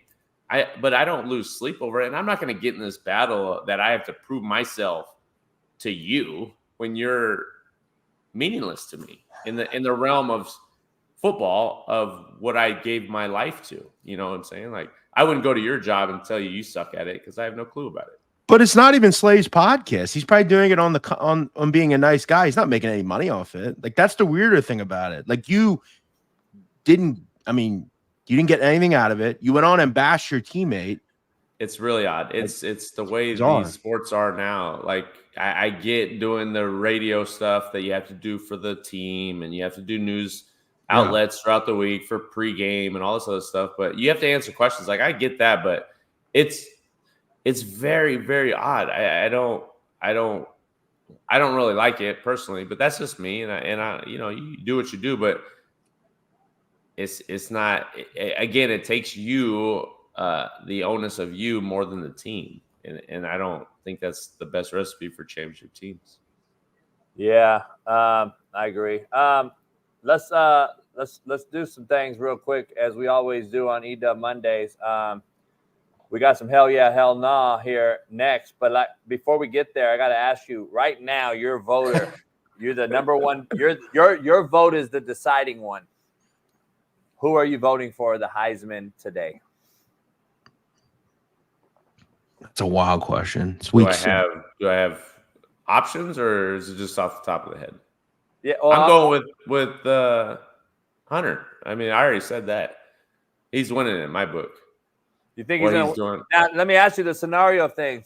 I don't care what their record is. They could end up 6-6. He is the best player in football. He does more for his team. He is the most dynamic, polarizing player since, I don't know. I think Tim Tebow was bigger than Manziel, but I don't know, man. Like, it's never been done.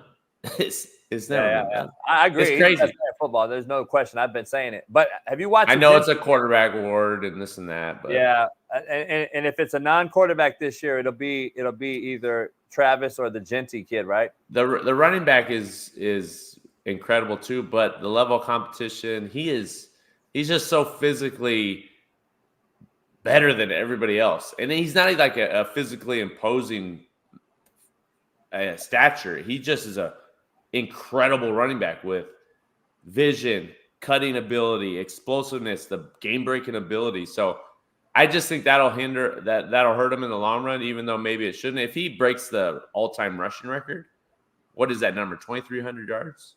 Barry Sanders, 2260 or something. Yeah. So if he ends up He's on doing pace. that, He's on pace. and he's not even playing like half. He's only playing like half of the game. Look at right his now. carries. He doesn't even hit 100 carries yet. Yeah. So So- I mean, the city's doing. That's all I'm saying. If it's a college, we understand mind-blowing. college awards. We know that most Heisman Trophy winners never win a Super Bowl and usually aren't very good in the NFL. To be honest, and that's just history of it. But college. Speaking of college, the most esteemed award of Heisman. We saw Devontae Smith win it a few years ago, non-quarterback. Mm-hmm. And I'm looking at Travis Hunter. I'm like, well, Travis is playing both sides. And to Deion's point, we'd be robbing everybody of seeing his talent playing both sides. I agree to him on that. And I also disagree. And I also think we may be robbing him of a Heisman at the end of the day because he doesn't have the stat line on one side or the other either. So I just look at it both ways. I agree with you, though. He's the greatest football player in college, maybe in history of college. I don't know. But right now, what we're seeing, we've never seen. But I don't know at the end of the day when the voters come out. Just want to throw this out there, though. Would you guys agree that the biggest game this coming week is Ohio State, Oregon? You would agree? Probably. 1,000%. So I want to relate this to Jalen Milroe. Jalen Milroe played Georgia, shit on Georgia. He then became the favorite. Whoever wins this game, Dylan Gabriel, Howard, they will be vaulted in the odds to the top 3. So if Dylan's like 5th right now, if he balls out and beats Ohio State, he's going to be your proverbial favorite. You guys know how this award works. I agree with you. I don't disagree. I'm just with looking that. at like from a betting sim, but if that's something you want to look at, What is Hunter at right now? Hunter's the second favorite. He's like around 5-1. And then Genty's like 4-1, I think. I don't disagree, but- E-Dub. I don't disagree with that. The fact of the matter is Dylan Gabriel is fucking garbage. Yeah, but I'm just saying if he does play really well, a lot of people weren't sold on Jalen Milroe. I get it. Milroe was high, then Cam Ward. Sean Salisbury thinks Cam Ward's the favorite right now. I get it. Miami's undefeated, but Cam Ward the last 2 games does not look like a Heisman. It's just all I'm trying to say is it's a week-to-week thing. If Genty against UNLV has 74 yards on 19 carries, he's out. Like it's that close of so that's all you got to look at. And when the rubber meets the road at the end of the season, it's likely that the Oregons, the Ohio States, the Georgia. Let me throw devil's advocate though. See, this is what a lot of cats don't do the deep dive in. If Genty continues on this path and Oregon beats Ohio State, Genty balled against Oregon. But his level of all he has to do is have but we're talking about matchups. We're talking about head-to-head matchups. Mm-hmm. Genty actually played Oregon. Guess who hasn't? Colorado and Travis Hunter. Yeah. I don't think either of them will. Colorado's played nobody yet. So, and in the one game that they did play and lose, he didn't do very well. But your level of possibly losing and betting these two at these prices, you could have bet these guys at 30, 40, 50-1. Now you're betting them at 3-1. You're betting them at the worst number, and their method of losing is much more possible than winning. They have a very low chance. It's just the truth.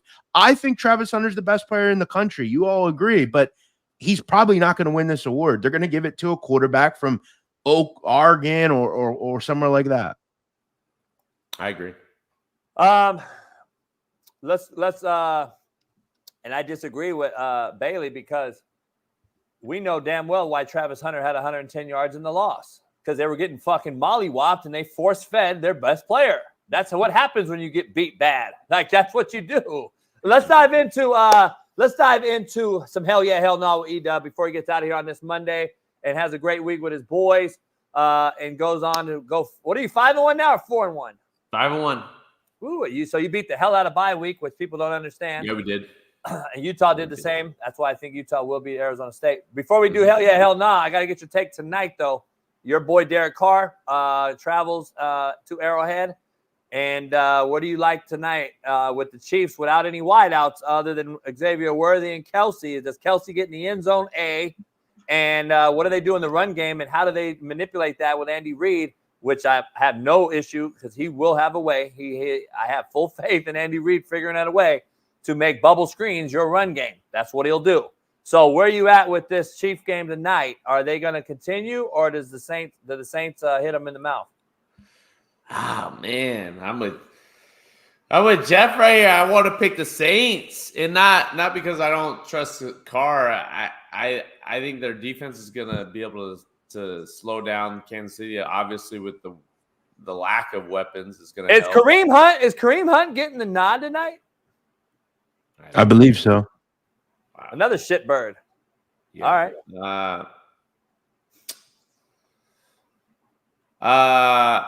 I'm going to go with the upset. I'm going with the Saints. Kansas City hasn't. They've won because they're champions all season, but they haven't been as dominant as years prior. So we'll see. I'll probably be wrong because I'm wrong a lot picking games, but. Hey, Jeff, it's 5.5, I think, over under on the line. Can you talk about the line real quick? It seems a little bit long. Yeah, it's 5 is a no man land number. This makes me think that the books had no idea where to put this number with all the injuries. I think Eric makes a great point with, look, the Chiefs, they get a lot of calls. Their defense is still pretty good. They still have Patrick Mahomes, and this is a Saints team. You're buying at the lowest level. I mean, they obviously were super overrated over the first 2-3 games. They came back to earth a little bit. That said, I mean, this is the role you want Carr in, an underdog. He's not laying points. I don't want to lay points with Dennis Allen either. That said, I think Kamara is kind of beat up a little bit. That's concerning. These teams are kind of beat up on both sides. I think it's truly a game that if I lined it, I would just throw a 5 out there because I don't know where to put the number. Slightest of leans to the Saints. I just think this game is probably a 4-point game either way. It reminds me a lot of last night's game. I think it could be first of 20 wins. Under looks pretty good, 43.5. I just mentioned Patrick Mahomes is a different quarterback this season without Rashee Rice. No one else has gotten involved. It's just that simple. He is very good with Rice on the field. Without him, the jury's out on this year. How is Rice still playing? I know he's not because he's injured, but how is he not disciplined for what he did? Because he's still innocent until proven guilty, and he's not faced trial yet. I think that's the NFL probably should act on that because the optics are bad. But we all know he didn't hit someone and leave the scene. That's well, if you were and I, we'd be in prison. You're right. It's bizarre, but the NFL doesn't discipline people until we didn't see it. I mean, I get it. As the Chiefs, I don't understand this is like the 10th case, by the way, of guys that they have doing crazy stuff. But how do you? I think he'll just say he wasn't driving. Maybe I don't know. Yeah, I'm with you. like logistics wise, but it's when did organizations start standing? I was going to ask you, when you played in the league, weren't you like almost guilty before innocent when it came to we saw it on video, blah, blah, blah. The NFL superseded and suspended you? Wasn't that how it was years ago? A couple years ago? I thought the NFL Players Union, I thought the NFL could suspend you. They could do it for gambling. I don't know why they can't do it for Yeah, the NFL controls everything. It doesn't matter what the outside, whether you're guilty of getting a ticket or not. If you did something that affected the shield, you were getting suspended or fined. That's what I don't understand. Everything's become so lenient. But here's what I've said before. Coach has made a great point. Calvin Ridley will be suspended a year for gambling, yet Rashee Rice can injure 6 people in a crash on a highway, leave the scene of an accident, and he's playing. I agree. It's. I mean, Jalen Carter got drafted, Jeff. Still, I mean, it is what it is. These guys continue to do it. Like we could go down. There are dozens of individuals in the NFL that have committed crimes, and because they're good at football, I always go back to Brandon Miller. Brandon Miller provided a gun that resulted in the death of a pregnant woman, and he was the second pick the next year and wasn't suspended 1 minute by Alabama basketball. Why? Because he's good at basketball, and it was swept under the rug. If that were any of us, and this is why I don't understand society, because you're being treated differently. They're good at something, so they're not dealt with in the public. They're dealt with differently, and that's concerning. Well, look at the white collar criminals that steal from the stock market and insider trading, and they do the same. They get away too because they're billionaires. And politicians do it every day, and it's okay. But if I give you a tip on a stock, it's insider trading. Yeah, it is what it is. Hell yeah, hell nah, E-Dub. Let's get out of here. Hell yeah, hell nah. Let's start it off. Jeff, we'll start with you. E-Dub ends it. Hell yeah, hell no. Zach Taylor will be fired after the season. Yeah, I've been on beating this drum. I think you'd have to look into it. Hell yeah. I mean, they weren't good last year. They have a lot of talent there. E-Dub just talked about it. Look at that offense. Joe Burrow was electric yesterday. He was great. You've got to find a way to win that game. And look at the way they're losing. You got a guy you bring in off the street as a punter. He bobbles the snap. You lose the game. Just no excuse. It seems like it happens time and time again with this team. E-Dub? Hell nah.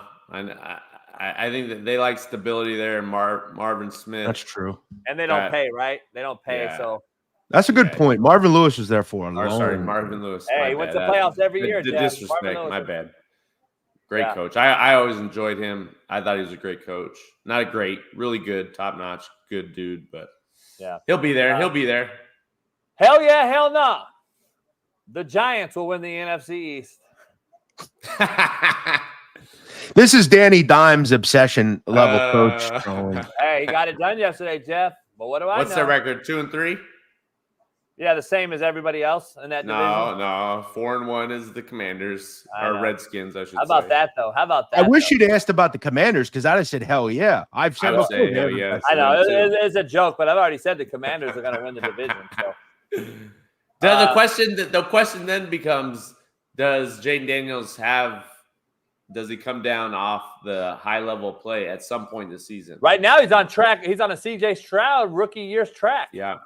It'll be interesting to see if he can keep the high level. If he can, they're winning the division for sure. They're hell yeah, hell no. Clemson will make the college football playoff. I'd say hell yeah. I think they're playing really well. They're on a mission right now. And Klubnik's look good. I think they got a shot at winning the damn thing. They're very good. I think they're undervalued, very undervalued. Yeah, I guess it would come down to them in Miami for the ACC. Yeah. And I don't know. About Miami, I do not want to play Clemson right now. Miami's struggling the last couple of weeks. And I haven't seen one snap of Clemson, so I have no clue. But I'll just say hell yeah. Let me ask you, Coach. You guys are both football people. I don't play football, never have. I'm sure that's evident in the way I look. But let me ask you. You look good, man. What you thank you. Talking about? I'm just kidding. Did you watch the Texans-Bills ending? Did anyone watch that? Is that some of the worst coaching you've ever? Yes. I mean, it's 3rd and 5. It was brainless. It was completely. Wait, so I heard a bunch of rumblings that Allen and McDermott got into it in the tunnel after the game. Coach, listen, let me tell you what happened. The Texans have the ball. Jeff. Yeah, the Texans have the ball. It's 3rd and 5. They're in field goal range to win the game. They just melt it down to 4 seconds, kick the field goal, game over. They throw the ball, incomplete. They then punt it, pin the Bills within the 5-yard line. The Bills throw the ball 3 straight times, incomplete. They punt from the back of the end zone. The play calling was bizarre. Like, it was It's like they didn't know the score. They didn't know what was going on. It was McDermott's done it. He did it in an AFC title game on a kickoff, bro. I mean, I'm just saying he's done it before. Yeah, it was very odd. He came out today, this morning, and said that he blamed the loss on himself for the ending of that game. So yeah, pretty much at this point, everyone knows it. Everyone knows it. It was a complete blunder. It's inexcusable to lose that game. Hey, but I'm gonna tell you right now. What do I know? Quarterback plays bad. Josh Allen was 9 of 30. So I'm just throwing that out there. Got no weapons, man. Hey, hell yeah, hell no, E-Dub. Robert Saleh and Nathaniel Hackett will be fired at the end of the season. Go ahead, Jeff. Yeah, I've never really seen it with these two. I think they remind me a lot of Sirianni. I think they're the reason they're in this predicament. I think if you have new coaches there, it'd be a different story. They should have kept Todd Bowles. That's what they should have did, but they didn't. I'll say hell yeah. I think they're dead men walking as far as jobs. I would say half. I say Hackett will be gone. Saleh will get one more year. Are you buying into this Saleh? I've heard some Saleh stuff that the team is very. Have you heard this, Coach? Supposedly the team's very upset about his political posts recently or something. Oh, what was it? I guess he's posting a lot about, like, he's Lebanese, so he's posting a lot about Lebanon and like that kind of stuff.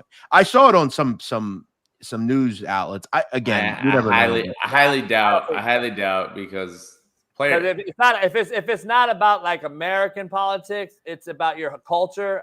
Players in the NFL don't care. They probably don't even have a clue that he's. Yeah, according to like New York media, Jets coach Robert Saleh sparks controversy with game day apparel. I don't know why that was controversial. He's representing his culture. I don't. Yeah, that's what I would think. E-Dub, shout out, appreciate you. Good win, good luck this week. We'll see you next Monday after another weekend. Are the Rams cooked? Pathetic. I hope not. For the sake of if they get everybody back, and can they roll like you think the Bengals? I think they can. They got to get on a run because the Niners are losing. The Niners are losing, Jeff. So it's not like no one's running away with that division. Yeah, and they got to get healthy. If they don't get some guys back, they don't have a shot. Yeah, man, they've been so close. Like they had that. They were up 13-7.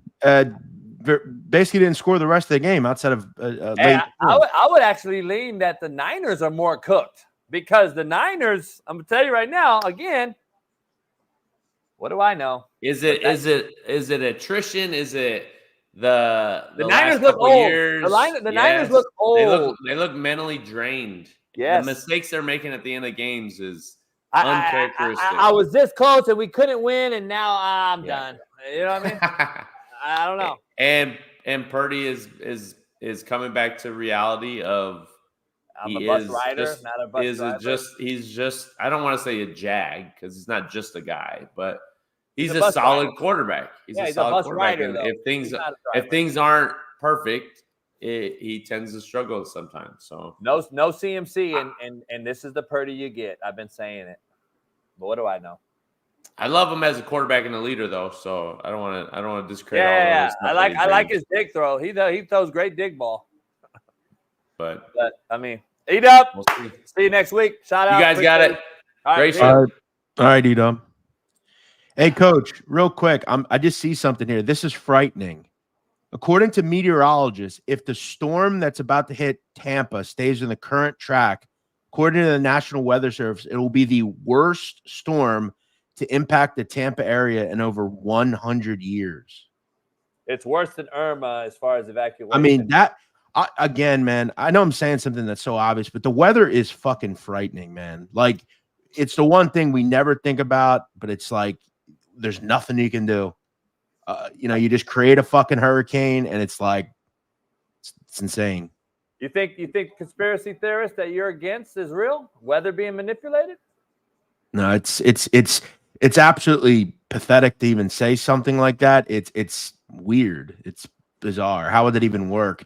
We'll wonder though and it is interesting. I know people say, well, it's political. It's a month till the election. By the way, what'd you think of Kamala going on the Call Her Daddy podcast, where they talk about his blowjobs and I never heard of this this podcast. She's the second largest next to yeah. She used to. So she's actually pretty cool. I met her when we were at Barstool. She used to be at Barstool, and she left. She got $60 million to do a podcast for Spotify. Now she's huge. But yeah, wow. the show is about fucking. All they talk about is sucking dick, and Kamala was on that. Yeah. Hey, listen, man, you guys are gonna hoes hang with hoes, bro. Yeah, hey, you guys are gonna vote for her, and you'll listen to Magic Johnson tell you that all black men should vote for Kamala, even though he has a made-up human son and he has HIV. Well, good luck listening to these fucks. Well, I don't know how that. I know about it. It's true. Sense, have you seen his daughter, son, slash? Well, that's his son. His son's a grown man. Like that's what I'm saying. But great job raising him. Listen, I'm all for this with you. I think, look, do I agree with the lifestyle? No, but I mean, it's his son. He loves him. I'm sure my mother and father would love me if I did. That's not my point. My point is listening to this guy who couldn't raise his own son tell men. But I'm sure if you asked his son, he would say his father was a great father. Magic seems like a great guy to me. But yeah, I say fuck him. I say fuck him. Weirdo ass fucks. Fuck them all. Short, fast, tall. We're a month out, and I voted. My ballot has been sent in. Are you gonna let everybody know? Yeah, I'll let everybody know. Do a drum roll? Because as an American, I have to vote. Okay, I'm in a state that, look, Pennsylvania is a battleground. This election will come down to this state where I'm betting down tonight. Yes, I didn't vote for Kamala. I didn't vote for Jill Stein. So, yeah, I think you gotta put two and two together there. No, I voted for Trump. I think you have to vote, and I think we would be in a better state if Donald Trump was the president. Do I agree with everything? No. But when I look at the Democratic side, there's very few things at this point that I agree with. I can't get behind Kamala. I can't stand her. That's my point, Jeff. That's my point. At least you looked at both sides and you said, you know what, I don't agree with certain things, but there's nothing on this side that I look at where we were in 2018, 2019. I think if when we look at it, you can't as a smart person with a brain tell yourself, and I look at a lot of things. I'm a big into this. I look into a lot of cartel stuff. This is extremely destructive. Just allowing people. We have to get a handle on it immediately. And I just don't think this administration, the one that's currently in there, if you haven't been doing it the last 3 years, why do I think you're going to do it over the next 4 years? And you haven't answered one policy question that's been asked. And guess what? The alarming part is this. At what Democratic nothing? No Democratic policy works in a civilized society. No, really. but what do they call where Trump was in Pennsylvania back at Butler yesterday, by the way, where he was shot? A rally. Sorry, that's the word I was using. Okay. I just want to ask one question, and I asked this to Smitty and all these other people. I want to know, have you ever heard a crowd at a Democratic rally speak about fucking America? I've never heard a Democratic rally talk about America, chatting America first, America this, America that. You know what I hear? Bashing of the other person you're competing against and all bullshit. It ain't nothing about your policy. I've yet to be answered. One person on the street could tell me one thing that was done by Kamala and what her policy is. I just like to. No, you can't tell me. D. Jones, right now, give me 3 things that Kamala is pushing to make us better. Go. Well, I think one thing I will say, I think if we vote Kamala, we vote for this Gen Z way of thinking. I don't want that to pervasively invade society. I want to go back to some of the old school ways we used to have family, pushing some of the old school values this country was built on and we had success with and flourished with for years. Now, I'm not saying that party's going to do that, but this new age, like everything is sex, and we gotta talk about, like, some of these influencers are cringy. I don't want these people anywhere near political office. Or I don't my want kid's future. Yeah, I don't want it. I'm out. No Democratic policy seems at this point to be something I want. And I think anybody that has children, they have a life, a family, I'm not sure how you could vote for that. Jeff, the teleprompter goes out. This bitch goes to. And if you ask her voters, what's interesting is when you ask voters on the street, Kamala or Trump. Well, I like Kamala. Okay, tell me why. Well, I just don't like Trump. I don't. He's an idiot. He's an asshole. But was your life better under Trump? Well, yeah. Well, isn't that what matters? I'm just gonna keep it real. They think it's a black woman, and that's the number one. That's what they say. Oh, I just want a black woman to be the president. Was it going to be a better option for the country? I don't know, but I want it. You know. Listen, I think if you go around the world and you did a door-to-door, you're going to get 90% of America voting Trump. And the vote will come down to some fraudulent ass bullshit thing. And everyone's going to say, I know for a fact Trump won this. And then we're going to be in a fucking civil war. I'm just telling you, something's crazy going to happen, man. I just hate we're in here. I hate that this is where it's at, but that's just my gut feeling.